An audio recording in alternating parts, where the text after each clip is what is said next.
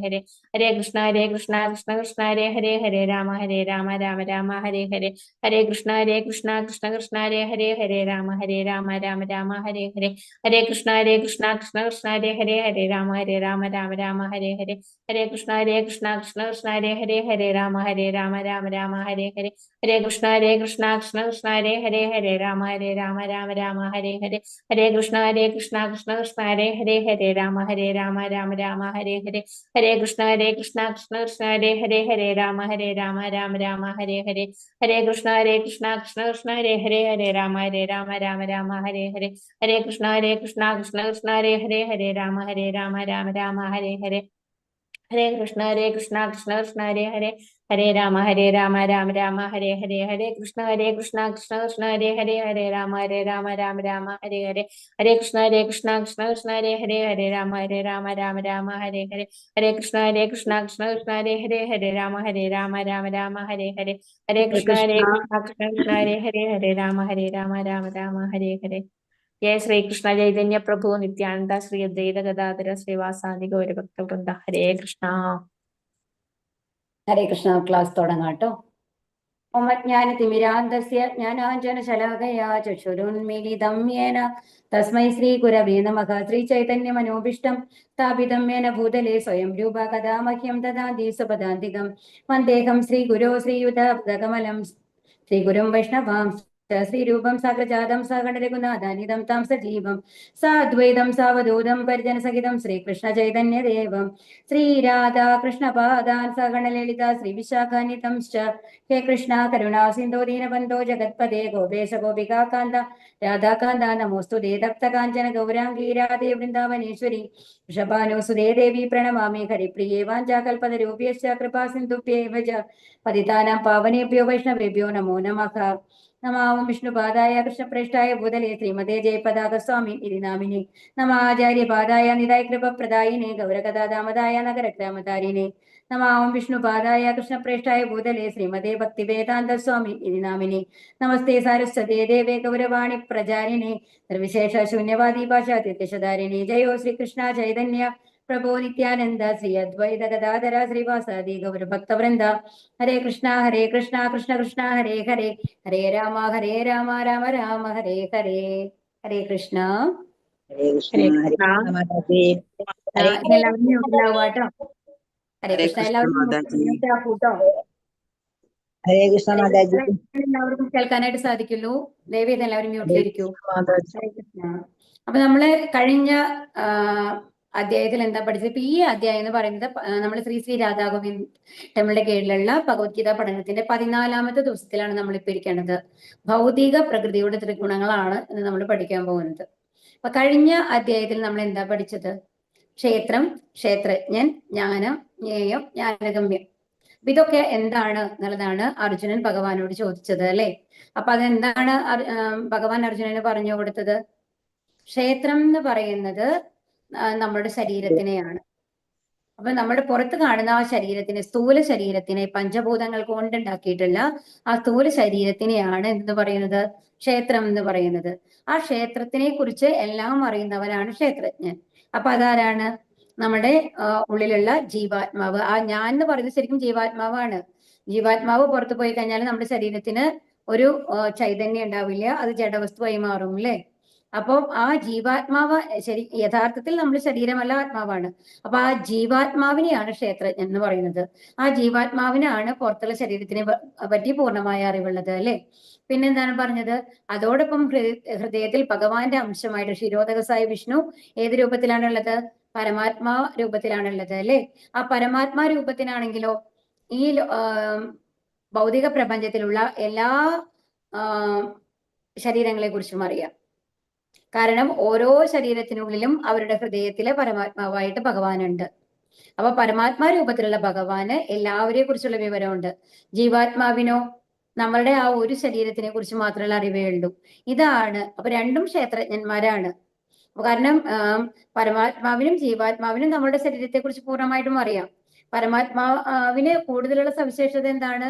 പരമാത്മാ രൂപത്തിലുള്ള ഭഗവാന് എല്ലാ ശരീരങ്ങളെ കുറിച്ചിട്ടും അറിയാം. കാരണം എല്ലാ ശരീരങ്ങളിലും പരമാത്മാവായിട്ടുണ്ട്. ഇതാണ് ജീവാത്മാവും പരമാത്മാവും തമ്മിലുള്ള വ്യത്യാസം എന്ന് പറയുന്നത്. അപ്പൊ അത് രണ്ടും ക്ഷേത്രജ്ഞനാണ്. അപ്പൊ ക്ഷേത്രം എന്ന് പറയുന്നത് നമ്മുടെ ശരീരം, ക്ഷേത്രജ്ഞൻ എന്ന് പറയുന്നത് ആരൊക്കെയാണ്? ജീവാത്മാവും പരമാത്മാവും.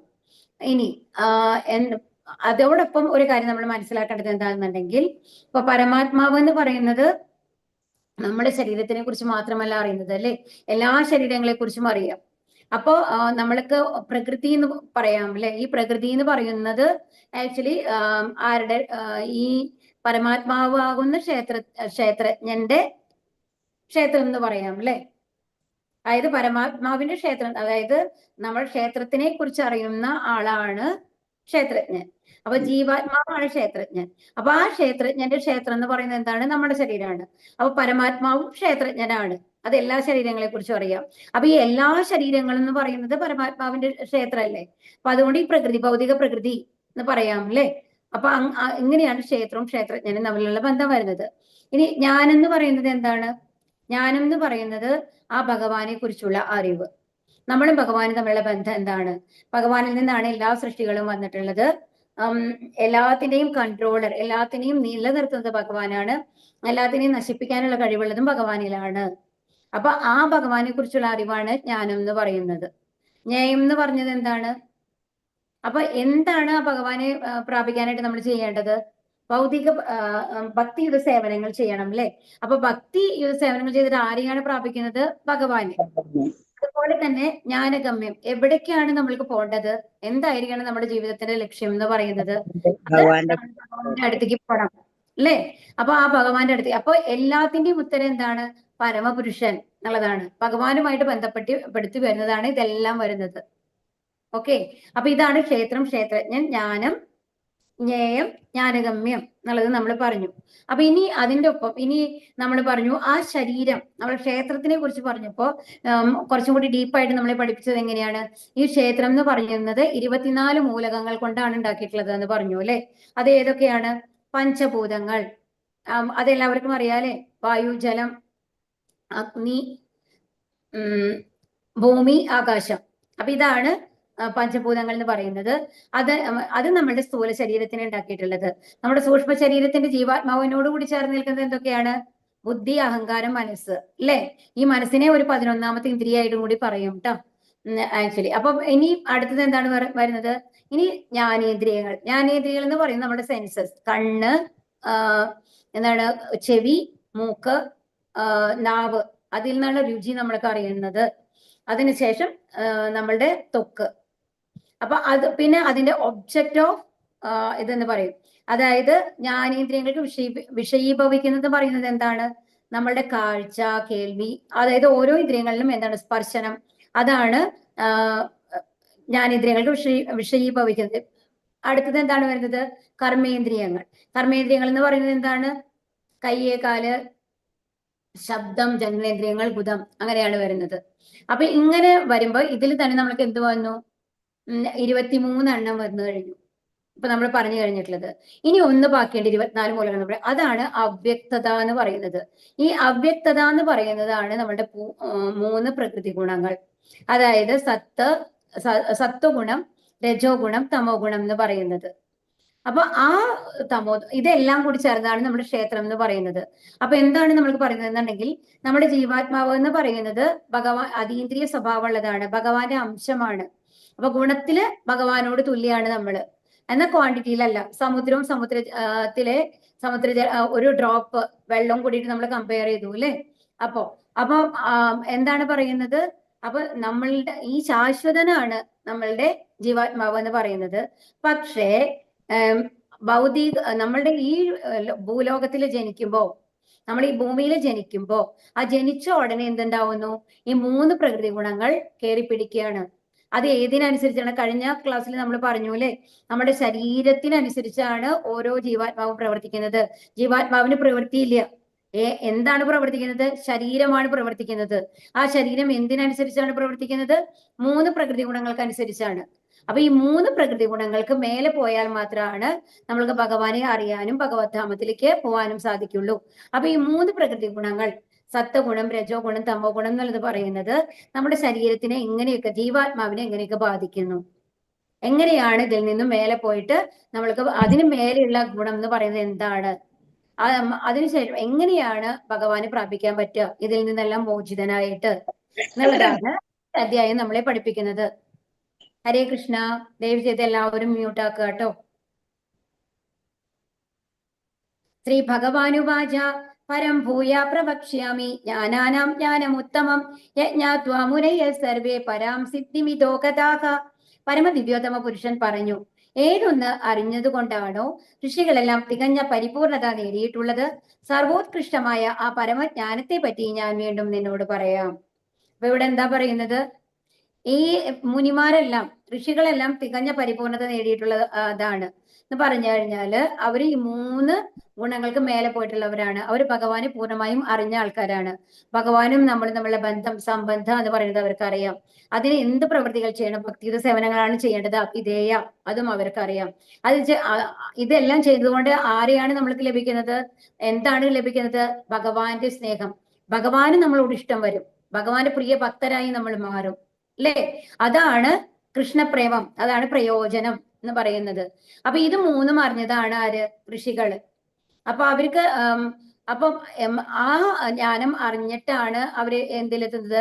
പരിപൂർണതയിലെത്തുന്നത് എന്ന് പറഞ്ഞാൽ ഭഗവത് ധാമത്തിലെത്തുന്നത് ഈ ഋഷികളൊക്കെ. അപ്പൊ ആ ജ്ഞാനം, അപ്പൊ എങ്ങനെയാണോ ഈ ഋഷികളൊക്കെ 3 പ്രകൃതി ഗുണങ്ങൾക്ക് മേലെ പോയി വിശുദ്ധ സത്വം എന്ന് പറയും അതിന്, ആ വിശുദ്ധ സത്വത്തിലേക്ക് എത്തുന്നത് എന്നുള്ള ആ ജ്ഞാനത്തെ പറ്റി, ആ അറിവ് ഞാൻ നിനക്ക് തരാം എന്നുള്ളതാണ് ഇവിടെ പറയുന്നത്. ഇതം ജ്ഞാനമുപാശ്രിത്യ മമ സാധർമ്യമാഗതാഃ സർഗേ ബീനോപജായന്തേ പ്രളയേന വ്യതിന്തി ച. ഇവിടെ എന്താ പറയുന്നത്? അപ്പൊ ഇവിടെ നമ്മൾ ഈ ആദ്യത്തെ ഇതിൽ കാണുന്നുണ്ടല്ലോ, ഇവിടെ കാണുന്നത് ദക്ഷനെയാണ്. ദക്ഷനെ നമ്മൾക്കറിയാമല്ലേ, സതിയുടെ അച്ഛൻ. അതായത് ശിവദേവന്റെ ഭാര്യയായിരുന്നു സതി. അപ്പം അച്ഛന്റെ സമ്മതമില്ലാതെയാണ് ശിവദേവനെ കല്യാണം കഴിച്ചത്, അല്ലെ? അപ്പൊ ഇവിടെ കാണുന്നത് എന്താണെന്നുണ്ടെങ്കിൽ ഈ ദക്ഷന് ഏറ്റവും ആദ്യം ജനിച്ചത് 10,000 ആൺമക്കളാണ്. ബ്രഹ്മാവ് സൃഷ്ടി നടത്തി ദക്ഷൻ വന്നു കഴിഞ്ഞിട്ട് ആ സൃഷ്ടി ഇതിനു വേണ്ടിയിട്ടാണ് ഇവരൊക്കെ ജന്മം കൊള്ളുന്നത്. അപ്പൊ ദക്ഷന്റെ ബ്രഹ്മാവിന്റെ എന്താണ്? ഈ കുട്ടികളെ ഉണ്ടാക്കിയിട്ട് അടുത്ത ജനറേഷൻസ് ഉണ്ടാക്കണം എന്നുള്ളതാണ്. അത് ഈ ഭൗതിക ലോകത്തിലെ ആൾക്കാരെ എണ്ണം കൂട്ടണം എന്നർത്ഥം. അങ്ങനെ 10,000 ആൺമക്കൾ ഉണ്ടാവും. പക്ഷെ എന്തുണ്ടാവും? നമ്മൾ നാരദര് വന്നു കഴിഞ്ഞിട്ട് ഇവരെ ഉപദേശിച്ചിട്ട്, ജ്ഞാനോപദേശം കൊടുത്തിട്ട് അവരെല്ലാം എന്തായിട്ട് മാറും? ബ്രഹ്മചാരികളായിട്ട്, അതായത് ഭക്തി സേവനങ്ങൾ മാത്രം മുഴുകി ജീവിക്കുന്ന ഋഷികളായിട്ട് മാറുകയാണ്. അവരൊക്കെ സന്യാസിമാരായിട്ട് മാറുകയാണ്. അപ്പൊ അടുത്ത ജനറേഷൻ ഉണ്ടാവാൻ സാധിക്കില്ല, അല്ലെ? അപ്പൊ വീണ്ടും ദക്ഷൻ 10,000 കുട്ടികളെ ജനിപ്പിക്കും. പക്ഷെ ആ 10,000 കുട്ടികളെയും നാരദര് വന്നു കഴിഞ്ഞിട്ട് വേദജ്ഞാനം കൊടുത്തു കഴിഞ്ഞിട്ട് എന്താക്കി മാറ്റും? ഭക്തന്മാരാക്കി മാറ്റും. ശുദ്ധ ഭക്തന്മാര്, ലൗകിക സുഖങ്ങളിലൊന്നും താല്പര്യമില്ലാത്ത, വിവാഹം കഴിക്കാൻ ആഗ്രഹമില്ലാത്ത വ്യക്തികളാക്കി മാറ്റുകയാണ്. അപ്പൊ ദക്ഷന് ഒരുപാട് ദേഷ്യം വരും. കോപം വന്നു കഴിഞ്ഞിട്ട് നാരദരെ ശപിക്കുകയാണ്, നീ എവിടെയും സ്ഥിരമായിട്ട് താമസിക്കാൻ പറ്റാത്ത മാതിരി ആവട്ടെ നിന്റെ ജന്മം, ഇങ്ങനെ ചുറ്റി കറങ്ങിക്കൊണ്ടിരിക്കട്ടെ എന്ന്. പക്ഷേ ശുദ്ധഭക്തനായ നാരദൻ അതിനെ എങ്ങനെയാണ് സ്വീകരിക്കുന്നത്? നാരദന്റെ കഥ നമ്മൾ ഇതിനു മുമ്പ് പറഞ്ഞു, അല്ലെ? കാരണം അതാണ് ഒരു മെയ്ഡ്, ഒരു വേലക്കാരിയുടെ മകനായിട്ട് ജനിച്ചിട്ട് പോലും എങ്ങനെയാണ് ജ്ഞാനം ലഭിച്ചത്? അവിടെ ചാതുർമാസത്തില് വരുന്ന മഹർഷിമാരെ ആണ് ജ്ഞാനം പകർന്നു കൊടുത്തത്. അതുപോലെ അവര് ശുദ്ധഭക്തന്മാർ കഴിച്ചതിന്റെ ബാക്കി നമ്മൾ കഴിച്ചു കഴിഞ്ഞാൽ നമ്മൾക്കും ഭക്തി വരും എന്നാണ്. അപ്പൊ അങ്ങനെയൊക്കെയാണ് നാരദർക്ക് ഭക്തി ലഭിച്ചത്. അപ്പൊ അത്രയോ താഴ്ന്ന ഒരു ലെവലിൽ നിന്ന് നീചജാതിയിൽ ജനിച്ച് ശുദ്ധഭക്തനായിട്ട്, ഭഗവാന്റെ ഏറ്റവും അടുത്ത ഭക്തനായിട്ട് മാറിയ ആളാണ് നാരദൻ എന്ന് പറയുന്നത്. അപ്പൊ ആ നാരദനെ എങ്ങനെയാണ് ഇതിനെ കാണുന്നത്? ദക്ഷൻ ശപിച്ചപ്പോ വളരെ സന്തോഷത്തോടു കൂടി സ്വീകരിക്കുകയാണ് ചെയ്യുന്നത്. ഓക്കെ, അങ്ങേക്ക് നന്ദി. കാരണം ഇപ്പൊ എനിക്ക് എവിടെ വേണമെങ്കിലും പോയി സഞ്ചരിച്ച് ഓരോരുത്തർക്കും ജ്ഞാനം പറഞ്ഞു കൊടുക്കാം. എത്ര പേരെയാണ്, അല്ലെ? ധ്രുവന് ആണ് ജ്ഞാനം പറഞ്ഞു കൊടുത്തത്? നാരദരാണ്. അതുപോലെ പ്രഹ്ലാദ മഹാരാജാവിന് ഗർഭത്തിലിരിക്കുമ്പോൾ ഭാഗവത കഥ കേൾപ്പിച്ചു കൊടുത്ത് ഭക്തനാക്കി മാറ്റിയത് ആരാണ്? നാരദരാണ്, അല്ലെ? അങ്ങനെ ഒരുപാട് പേരെ, മൃഗാരി, രത്നാകരൻ, അങ്ങനെ ഒരുപാട് പേരെ നാരദര് വന്നു കഴിഞ്ഞാൽ കൃഷ്ണഭക്തരാക്കി മാറ്റിയിട്ടുണ്ട്, ശുദ്ധഭക്തരാക്കി മാറ്റിയിട്ടുണ്ട്. അപ്പൊ അങ്ങനത്തെ ഭക്തന്മാർക്ക് ഏത് അവസ്ഥയും, ഏത് ശാപം കിട്ടി കഴിഞ്ഞാലും അത് അനുഗ്രഹമായിട്ടാണ് അവര് കാണുക. അപ്പം ഇവരെങ്ങനെയാണ് ഇതിനെ. അപ്പൊ ആ നാരദൻ എങ്ങനെയാണ് പോയത് ത്രികോണത്തിന് മേലെ? ഇതൊക്കെയാണ് നമ്മൾക്ക് പറഞ്ഞു തരാൻ പോകുന്നത്, ഋഷികൾ ഏത് അവസ്ഥയിലാണ് ഉള്ളത് എന്നുള്ളത്. ഇതം ജ്ഞാനമുപാശ്രിത്യ മമാസാധർമ്മ്യമാഗതാക സർഗേ ബീനോപജായന്തേ പ്രളയേന വ്യതിന്തിച്ച. ഈ ജ്ഞാനത്തിൽ ഉറച്ചു നിൽക്കുന്നത് കൊണ്ട് എന്റേതിന് സമാനമായ അതീന്ദ്രിയ ഭാവത്തെ പ്രാപിക്കാൻ കഴിയും. അങ്ങനെ ഉറച്ചു നിന്നു കഴിഞ്ഞാൽ ഒരുവൻ സൃഷ്ടികാലത്ത് ജനിക്കുകയുമില്ല, പ്രളയകാലത്ത് ആകുലചിത്തനാവുകയുമില്ല. അപ്പൊ ഇവിടെ എന്താ പറയുന്നത്? അപ്പൊ ആ ജ്ഞാനം ലഭിച്ചത് കൊണ്ട് ഭഗവാനെ കുറിച്ചുള്ള ആ 3 പ്രകൃതി ഗുണങ്ങൾക്ക് മേലെ പോയി ആ ഭഗവാനെ കുറിച്ചുള്ള ജ്ഞാനം ലഭിച്ചത് കൊണ്ട് അവര് എന്താണ്? അതീന്ദ്രിയ ഭാവത്തിലാണ്. അതായത് നമ്മുടെ ഇന്ദ്രിയങ്ങളെല്ലാം അവരുടെ കൺട്രോളിലാണ്. അവര് ഭഗവാന്റെ അതേ സ്വഭാവമാണ് എന്ന് പറയില്ലേ? ഭഗവാന്റേതിന് സമാനമായിട്ടുള്ള ഗുണങ്ങളാണ് അവർക്കുള്ളത്. ഭഗവാനല്ല, അവര് ഭഗവാന്റെ സമാനമായിട്ടുള്ള ഗുണങ്ങൾ ഉള്ള ആൾക്കാരാണ്. അപ്പൊ അവർക്ക് എന്താണ്? ആ ഒരു ലെവലിൽ എത്തിക്കഴിഞ്ഞാൽ എന്താ ഗുണം? അപ്പൊ പ്രളയകാലത്തിൽ വന്നു കഴിഞ്ഞിട്ട് ആകുലചിത്തനാവേണ്ട കാര്യമില്ല. കാരണം എന്താ വെച്ച് കഴിഞ്ഞാല് ഈ പ്രളയം അവരെ ബാധിക്കുന്നില്ല. കാരണം അവർ എവിടെയാണ് അവരുള്ളത്? മരണമില്ലാത്ത സ്ഥലത്ത്. അവർ ജനിക്കാതിരിക്കണമെന്നുണ്ടെങ്കിൽ മരണമില്ലാത്ത സ്ഥലത്ത് വേണം അവരുള്ളത്, അല്ലെ? അവർ ഭഗവത്ധാമത്തിൽ എത്തിയിട്ടുണ്ടാവും. ഭഗവത്ധാമത്തിൽ എത്തിക്കഴിഞ്ഞു കഴിഞ്ഞാല് ഈ പ്രളയത്തിലെ ബാക്കിയുള്ള ഭാഗങ്ങൾ, ബ്രഹ്മലോകം മുതൽ എല്ലാ ഭൗതിക ലോകങ്ങളും നശിക്കുമ്പോ അവർ നശിക്കുന്നില്ല. കാരണം അവർ ഭഗവാന്റെ നാമത്തിലാണ്, അവിടെ നാശമില്ല. അതുപോലെ തന്നെയാണ് അവർക്ക് ജന്മവുമില്ല ഭഗവത്ധാമത്തിലായതുകൊണ്ട്. അപ്പൊ ഈ ജന്മ മൃത്യു ജരാവ്യാധി അതിൽ നിന്ന് അവർ രക്ഷപ്പെട്ട് ഭഗവാന്റെ നാമത്തിലാണ് ഉണ്ടാവുക. ഇവിടെ ശ്രീരാമദേവന്റെ പട്ടാഭിഷേകമാണ് കാണിക്കുന്നത്. അപ്പൊ എന്താണ് അവിടുത്തെ പ്രത്യേകത? ആ പട്ടാഭിഷേകത്തിന് ഇരിക്കുമ്പോഴാണ് എന്ത് നടക്കുന്നത്? കൈകേയി എന്ന് പറയുന്നത് എന്റെ മകൻ ഭരതനെ രാജാവാക്കണം എന്ന് പറഞ്ഞിട്ട് ശ്രീരാമനെ കാട്ടിലേക്ക് അയക്കണം എന്ന് പറയുന്നത്, അല്ലെ? പക്ഷെ ശ്രീരാമദേവൻ അതിനെ എങ്ങനെയാണ് സ്വീകരിച്ചത് എന്ന് പറയൂ. അത്രയും പുഞ്ചിരിയോടുകൂടി, സന്തോഷത്തോടു കൂടിയിട്ട്. അപ്പൊ എല്ലാ സുഖ സൗകര്യങ്ങളും ഉപേക്ഷിച്ച് കാഷായ വസ്ത്രം ധരിച്ച് ഒരു ഭിക്ഷാന്തേഹി മാതിരിയാണ് ശ്രീരാമദേവൻ അജ്ഞാതവാസത്തിന് പോകുന്നത്, അല്ലെ? അപ്പൊ എല്ലാ സുഖ സൗകര്യങ്ങളിലും വരുന്ന ഒരാള് അതുപോലെ നഗ്നപാതനായിട്ട് ചെരുപ്പുകൾ പോലും ഉപേക്ഷിച്ചിട്ടാണ് പോകുന്നത്. അപ്പൊ എന്താണ് നമ്മൾക്ക് മനസ്സിലാക്കേണ്ടത് ഇവിടെ? അപ്പൊ അവര് ശ്രീരാമദേവൻ എന്ന് പറയുന്നത് അവര് ഭഗവാന്റെ അവതാരമാണ്, ഭഗവാനാണ്. അപ്പൊ ആ അവതാരത്തിൽ കൂടി എന്താണ് നമ്മൾക്ക് കാണിച്ചു തരുന്നത്? ഏത് സാഹചര്യങ്ങൾ വന്നു കഴിഞ്ഞാലും അതിനെ നമ്മൾ ഭഗവാൻ തന്ന അനുഗ്രഹമായി എടുത്ത് നേരിടുക എന്നുള്ളതാണ്. അവർ മനുഷ്യരൂപത്തിൽ വന്നിട്ട് നമ്മളെ പഠിപ്പിക്കുന്നതും അതാണ്. അപ്പൊ അവര് രാജാവായിരുന്നാലും ഓക്കെ, അതിനോട് അവർക്ക് വെറുപ്പുണ്ടോ? വെറുപ്പില്ല. അതിന് സന്തോഷമുണ്ടോ? സന്തോഷവും ഇല്ല. അതുപോലെ തന്നെ ഇപ്പൊ അല്ല ഞാൻ അജ്ഞാതവാസത്തിന് അല്ല വനവാസത്തിന് പോവാണെന്ന് പറഞ്ഞു കഴിഞ്ഞാലും അതിനോടും അവർക്ക് സന്തോഷമില്ല, വെറുപ്പില്ല. രണ്ടിനും ഒരേ മാതിരിയാണ് അവർ കാണുന്നത്. ആ ഒരു മനോഭാവത്തിലേക്ക് എത്താനായിട്ട് സാധിക്കണം. അപ്പോഴാണ് നമ്മളുടെ മനസ്സിൽ ഏതും നമ്മൾക്ക് സങ്കടങ്ങൾ വരില്ല എന്നുള്ളത് പറയുന്നത്. സർവയോനിഷു കൗന്ദേയ മൂർത്തയ സംഭവന്തിയക താസാം ബ്രഹ്മമഹദ്യോനി അഹം ബീജപ്രതപിത. അപ്പൊ ഇവിടെ ഏതാണ് പറയുന്നത്? അപ്പോ ഇതില് നിങ്ങൾക്ക് ചോദ്യങ്ങൾ വരാം. ആദ്യത്തെ ചോദ്യം എന്താണ്? ഭഗവാനാണ് എല്ലാവരുടെയും എല്ലാ ജീവികളുടെയും പിതാവ് എന്ന് പറയുന്ന ശ്ലോകം ഏതാണ്? അത് ഇതാണ്, സർവയോനിഷു കൗന്ദേയ ഹേ കുന്തിപുത്ര, നാനാരൂപേണയുള്ള ജീവിവർഗങ്ങൾക്കെല്ലാം ഈ ഭൗതിക പ്രകൃതിയിൽ ജന്മമെടുക്കാൻ അവസരം നൽകിയത് ഞാനാണ്. അപ്പൊ എന്താ പറയുന്നത്? ഈ സൃഷ്ടി മുഴുവൻ നടത്തിയത് ഞാനാണ്. കാരണം ആ വിത്ത് ആദ്യം മുളപ്പിച്ച് ഇട്ടതാരാണ്? ഉണ്ടാക്കിയതാരാണ്? അത് ഭഗവാനാണ്, അല്ലെ? അപ്പൊ എങ്ങനെയാണ്? അപ്പൊ ഇവിടെ എങ്ങനെയാണ് ബ്രഹ്മാവിന് ആ ജ്ഞാനം കിട്ടിയത്? രണ്ടാമത് സൃഷ്ടി നടത്താനായിട്ട്, ജീവജാലങ്ങളെ ഉണ്ടാക്കാനായിട്ട്. ഗർഭോദരസായി വിഷ്ണുവിന്റെ ആ നാഭിയിൽ നിന്നുള്ള താമരയിലാണ് ബ്രഹ്മാവ് ജനിക്കുന്നത്, അല്ലെ? അപ്പൊ നമ്മൾ ഇതിനു മുമ്പ് പഠിച്ചു, അതിന് മുമ്പത്തെ അധ്യായങ്ങളിൽ പഠിച്ചു, അല്ലെ? എന്താണ്? ആ താമര തണ്ടിലാണ് 14 ഭൗതിക ലോകങ്ങൾ ഉള്ളത്. അതിൽ പൂർവ്വലോകത്തിലാണ് നമ്മളുള്ളത്. അതിന് മേലെ എന്താണുള്ളത്? സ്വർഗ്ഗലോകങ്ങൾ, താഴെ പാതാള ലോകങ്ങളുമാണ് ഉള്ളത്. സ്വർഗ്ഗലോകങ്ങൾ നല്ല സുഖമാണ്, പാതാള ലോകങ്ങളാണെങ്കിൽ നമ്മൾ കഷ്ടപ്പെടണം. അതാണ് നമ്മുടെ ലോ ലെവലിലേക്ക് പോവുകയാണ് ചെയ്യുന്നത്. അപ്പൊ കഷ്ടപ്പാട് കൂടും. അങ്ങനെയാണ്. അതുപോലെ തന്നെ ഈ പാതാള ലോകങ്ങളിലൊന്നും ചന്ദ്രന്റെയോ സൂര്യന്റെയോ പ്രകാശം ഇല്ല എന്നാണ് പറയുന്നത്. അവിടുത്തെ വെളിച്ചം എന്ന് പറയുന്നത് അവിടുത്തെ സർപ്പങ്ങളുടെ പത്തിമ ഉണ്ടാവുന്ന മാണിക്യക്കല്ലിൽ നിന്നുള്ള രത്നങ്ങളിൽ നിന്നുള്ള പ്രകാശമാണ് അത്രേ അവിടെ അത്. അപ്പൊ നമ്മൾ എത്ര ഭാഗ്യവാന്മാരാണല്ലേ? നമ്മൾക്ക് രാവിലെ സൂര്യൻ ഉദിച്ചു കഴിഞ്ഞാൽ അത്രയും വെളിച്ചാണ്. അതുപോലെ തന്നെ ചന്ദ്രന്റെയും പ്രകാശം കൊണ്ട് എന്തുണ്ടാവുന്നു? നല്ല വെജിറ്റബിൾസ് ഒക്കെ നന്നായിട്ട് വളരുന്നു. അപ്പൊ എല്ലാ സൗകര്യങ്ങളും നമ്മൾക്ക് ഈ ഭൂമിയിലുണ്ട് എന്താണ് നമ്മൾ ഇവിടെ കഷ്ടപ്പെടുന്നത്? ജന്മ മൃത്യു ജരാവ്യാധി, നമ്മൾക്ക് വ്യാധികൾ ഉണ്ടാവും, അസുഖങ്ങൾ ഉണ്ടാവും അല്ലെ? അങ്ങനെ. അപ്പോ ഇവിടെ എന്താ പറയുന്നത്? അപ്പൊ അങ്ങനെ ബ്രഹ്മാവ് വന്നു കഴിഞ്ഞിട്ട് ജനിച്ചു കഴിഞ്ഞപ്പോ അവിടെ ആകമൊത്തം ഇരുട്ടാണ്. അപ്പൊ ഇതിനു മുമ്പ് നമ്മൾ പറഞ്ഞു ഗർഭോദകസായി വിഷ്ണു ആ പ്രപഞ്ചത്തിന്റെ ഉള്ളിൽ പ്രവേശിച്ചപ്പോ അവിടെ ഫുള്ളും ഇരുട്ടായിരുന്നു. എന്നിട്ടാണ് അവിടെ ഫുൾ എംപ്റ്റി ആയിട്ടുള്ള ഒരു ഇരുട്ടായിട്ടുള്ള ഒരു പ്ലേസ് ആയിരുന്നു അല്ലെ? അതിനുശേഷമാണ് ഗർഭോദകസായി വിഷ്ണു തന്റെ ശരീരത്തിലുള്ള ജലം കൊണ്ട് പകുതി നിറയ്ക്കുന്നത്. അതിനുശേഷമാണ് സൂര്യനെയും ചന്ദ്രനെയും പ്രകാശങ്ങളൊക്കെ ഭഗവാന്റെ റിഫ്ലക്ഷനിൽ കൂടെ അവിടെ വരുന്നത് അല്ലെ? അപ്പോ എന്താണ് അപ്പൊ ആ ഇരുട്ടാണ് ബ്രഹ്മാവ് ആദ്യം കാണുന്നത്. അപ്പൊ ആകെ ആ ഇരുട്ടിക്കൂടെ എന്താണ് എന്നിട്ട് നോക്കണം എന്താരും ഇല്ലേ എന്ന് പറഞ്ഞിട്ട് പേടി തോന്നുന്നുണ്ട്. അതിനുശേഷം ആ കൺഫ്യൂഷനിൽ എവിടെയെങ്കിലും ആരെങ്കിലും ഉണ്ടോ എന്ന് നോക്കാന്ന് പറഞ്ഞിട്ട് ഈ 14 ലോകങ്ങളിലേക്ക് മേലേക്ക് ഇങ്ങനെ കയറി പോയി. അല്ല, ബ്രഹ്മാവും ഏറ്റവും മേലെയായിരിക്കുന്നത്, താഴത്തേക്ക് അവൻ നാഭിയിലേക്ക് ഇങ്ങനെ ഇറങ്ങി വന്ന് നോക്കും. അത് നേരം മേലേക്ക് പോയി നോക്കും. ഇങ്ങനെ 2-3 തവണ വന്ന് നോക്കിയിട്ടും ഒന്നും കാണാനില്ല. കാരണം ഏത് സൃഷ്ടിയും അപ്പൊ നടന്നിട്ടില്ലല്ലോ.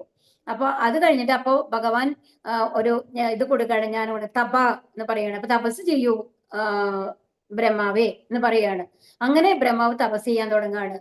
അതിനുശേഷമാണ് ആ സൃഷ്ടി ചെയ്യാനുള്ള ജ്ഞാനം, വേദജ്ഞാനം ഭഗവാൻ ബ്രഹ്മാവിന് ആ തപസ്സിൽ സന്തോഷിച്ചിട്ടാണ് കൊടുക്കുന്നത്.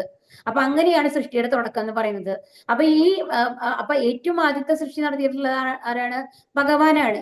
അപ്പൊ അതാണ് ആദ്യത്തെ ആ വിത്ത് എന്ന് പറയുന്നത് അല്ലെ? അപ്പൊ നമ്മളുടെ എല്ലാം മുതുമുത്തച്ഛനാണ് ആര്? ഭഗവാൻ എന്ന് പറയുന്നത്. ഇതാണ് നമ്മൾ മനസ്സിലാക്കേണ്ടത്.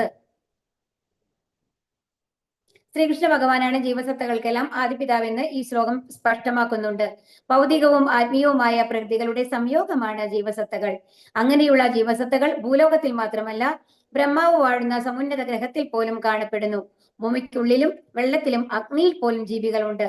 എല്ലായിടത്തും ജീവസത്തകളുണ്ട്. അപ്പൊ എല്ലായിടത്തും, ഇവൻ സമുദ്രത്തിന്റെ അടിയിൽ പോലും ജീവസത്തകളുണ്ട്, മണ്ണിന്റെ അടിയിലുണ്ട്. നമ്മൾ പറയും ചന്ദ്രലോകത്തിൽ, നമ്മൾ ചന്ദ്രനിൽ പോയി അവിടെ ആരുമില്ല എന്ന്. പക്ഷെ അങ്ങനെയല്ല എന്നാണ് നമ്മുടെ ശാസ്ത്രങ്ങൾ എന്താണ് പറയുന്നത് എന്നുണ്ടെങ്കിൽ, നമ്മളുടെ കണ്ണുകൾക്ക് അവര് ഗോചരല്ല, നമ്മൾക്ക് കാണാൻ സാധിക്കില്ല. ഇപ്പൊ നമ്മുടെ ഭൂമിയിൽ തന്നെ എത്രയോ കാര്യങ്ങളുണ്ട് നമ്മൾക്ക് കാണാൻ സാധിക്കാത്തത് അല്ലെ? ഇപ്പൊ ഒരു വൈറസോ അമീബയോ അങ്ങനത്തെ സാധനങ്ങളൊക്കെ നമുക്ക് കാണാൻ സാധിക്കുന്നുണ്ടോ? നമ്മുടെ ചുറ്റുമുള്ള ഈ വായുകളിലൊക്കെ അത് ഉണ്ടാവാം, വായുവില്. പക്ഷെ നമ്മൾക്ക് അറിയുന്നുണ്ടോ അങ്ങനെ? നമ്മളെന്താ പറയാ, ഇവിടെ ഒന്നുമില്ല. കാരണം എന്തുകൊണ്ടാണ്? നമ്മുടെ കണ്ണുകൾക്ക് കാണാൻ സാധിക്കുന്നില്ല അല്ലെ? അതുപോലെ തന്നെയാണ് ഇപ്പൊ ചന്ദ്രലോകത്തിലൊക്കെ ജീവികളുണ്ട്, പക്ഷെ നമ്മൾക്ക് ദൃശ്യമല്ല, അവരെ അറിയാനായിട്ട് നമുക്ക് സാധിക്കില്ല എന്നാണ് പറയുന്നത്. എന്താ കാരണം? ഈ പഞ്ചഭൂതങ്ങൾ കൊണ്ടാണ് നമ്മുടെ ശരീരം ഉണ്ടാക്കിയെന്ന് പറയുന്നത്. ഭൂമിയിലത്തെ കാലാവസ്ഥയ്ക്ക് അനുസരിച്ചിട്ടാണ് നമ്മളുടെ ശരീരം ഉണ്ടാക്കിയിട്ടുള്ളത്. അപ്പൊ ചന്ദ്രനിലെ തണുപ്പാണ് അല്ലെ? അപ്പൊ ആ തണുപ്പിന് താങ്ങാൻ പറ്റുന്ന മാതിരത്തെ ഒരു ദേഹമായിരിക്കും അവർക്ക് കൊടുത്തിട്ടുണ്ടാവുക. നമ്മുടെ ശരീരത്തിൽ ഏറ്റവും കൂടുതലുള്ളത് വെള്ളമാണ്. ആ വെള്ളം നമ്മൾ അതുകൊണ്ടാണ് നമ്മുടെ കത്തി കഴിയുമ്പോൾ ആ വെള്ളം പോയി കഴിഞ്ഞാൽ നമ്മുടെ വെയിറ്റ് വളരെ കുറയുന്നത്. 60 കിലോ ഒക്കെ ഉള്ളത് എത്രയൊക്കെ 1 കിലോ ആയിട്ട് ചുരുങ്ങുന്നത്. അപ്പം ഈ ഭൂമിയുടെ ഇതിലുള്ള അതുപോലെ നമ്മുടെ ഇന്ദ്രിയങ്ങളും ഭൂമിയിലത്തെ കാലാവസ്ഥയ്ക്ക് അനുസരിച്ച് ഭൂമിയിലുള്ള വസ്തുക്കൾ കാണുന്ന മാതിരിയാണ് നമ്മളുടെ കണ്ണുകളും കാതുകളൊക്കെ കേൾക്കാനൊക്കെ ആയിട്ട് ഉണ്ടാക്കിയിട്ടുള്ളത്. അപ്പൊ അവിടുത്തെ സൗണ്ട് എന്ന് പറയുന്നത് ഒരുപക്ഷെ നമ്മൾക്ക് കേൾക്കാൻ സാധിക്കുന്നതിനേക്കാൾ കൂടുതൽ ഫ്രീക്വൻസിയിലുള്ളതായിരിക്കാം, അല്ലെങ്കിൽ കുറവ് ഫ്രീക്വൻസിയിലുള്ളതായിരിക്കാം. അതുകൊണ്ടാണ് ആ പ്രസൻസ് നമ്മൾക്ക് അറിയാത്തത് എന്നാണ് പറയുന്നത്. അപ്പൊ എല്ലാ ലോകങ്ങളിലും ജീവിവർഗങ്ങളുണ്ട് എന്നുള്ളതാണ് ഇവിടെ പറയുന്നത്. ഇതാണ് 84 ലക്ഷം വർഗങ്ങളാണ് അല്ലെ? അതിൽ മനുഷ്യരാണ് ഏറ്റവും മേലെ കാണിച്ചിട്ടുള്ളത്, ഏറ്റവും ശ്രേഷ്ഠമായിട്ടുള്ളത്. എന്തുകൊണ്ടാണ്?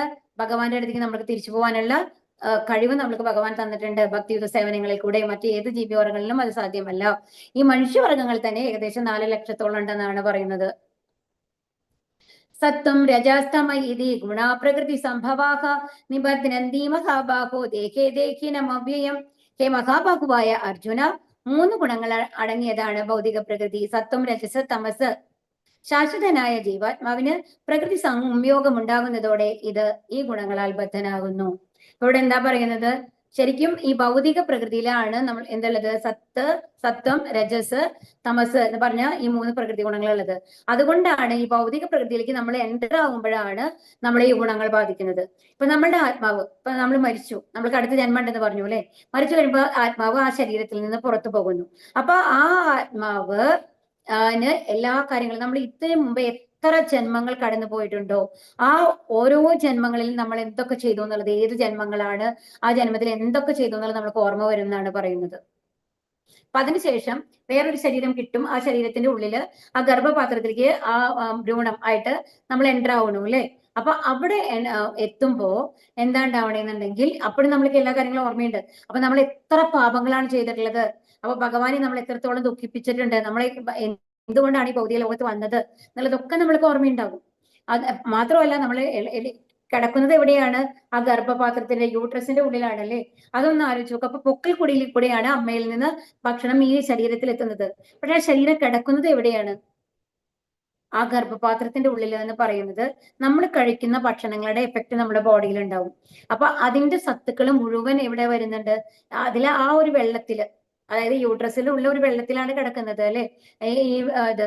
അപ്പോ നമ്മൾ എന്താണ് അമിതമായ എരിവുള്ള ഭക്ഷണം കഴിച്ചാൽ ആ എരിവ്, പുളി, അതെല്ലാം ആ വെള്ളത്തിൽ തന്നെ ഉണ്ടാവും എന്നാ പറയുന്നത്. അപ്പൊ അങ്ങനത്തെ ഒരു ജലത്തിലാണ് ഈ കുട്ടി കിടക്കുന്നത്, യൂട്രസിന്റെ ഉള്ളിലുള്ളത്. അപ്പൊ ആ കുട്ടി അനുഭവിക്കുന്നത് എന്ന് പറയുന്നത് നമ്മൾ വിചാരിക്കും ഓ അമ്മയുടെ ഗർഭപാത്രത്തിൽ സുഖമായിട്ട് സുരക്ഷിതമായിട്ട് ഇരിക്കുകയാണ്. പക്ഷെ അങ്ങനെയല്ലാത്രേ. അപ്പൊ അത്രയും അധികം കഷ്ടം. ഇത് ഭാഗവതത്തിൽ പറയുന്നതാണ്, മനോഹരായിട്ട് പറയുന്നുണ്ട് അത്. അപ്പൊ അത്രയും കഷ്ടപ്പാടാണ് ആ കുട്ടിക്ക് ഈ 9 മാസം എന്ന് പറയുന്നത്. അപ്പൊ അതുപോലെ തന്നെ ഇരുട്ടുമാണ് അല്ലെ, നമുക്ക് വെളിച്ചമൊന്നുമില്ലല്ലോ. അപ്പൊ ഒരു ഇരുട്ടിന്റെ ഉള്ളിൽ ഇങ്ങനെ കിടക്കണമാരിയാണ് ഉള്ളത്.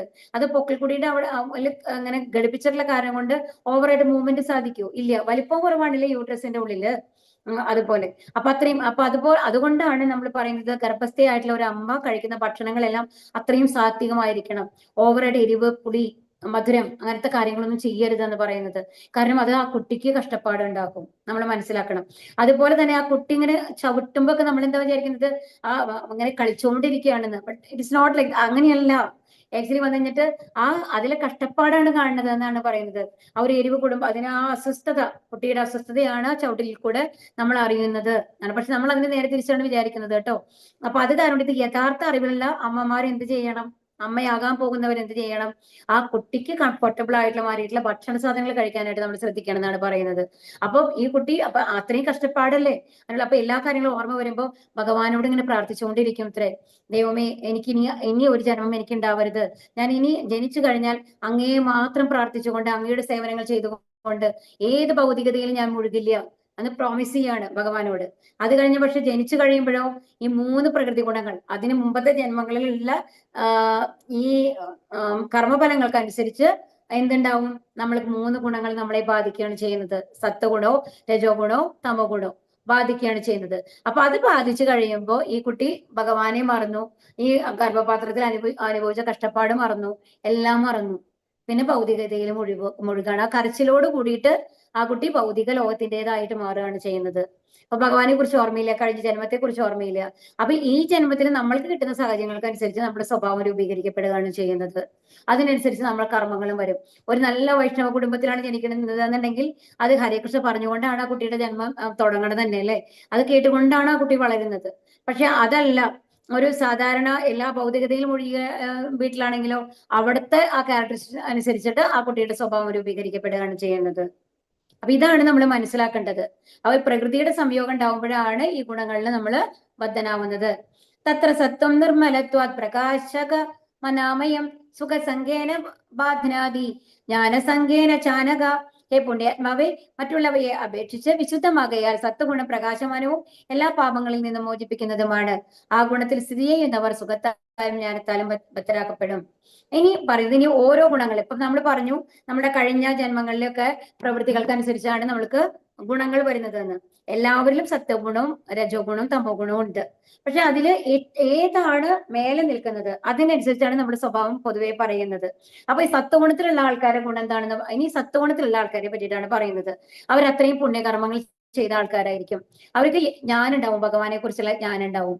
അപ്പൊ അതുകൊണ്ട് എന്താ ഉണ്ടാവുന്നത്, അത് പ്രകാശമാനമാണെന്ന് പറയുന്നത്.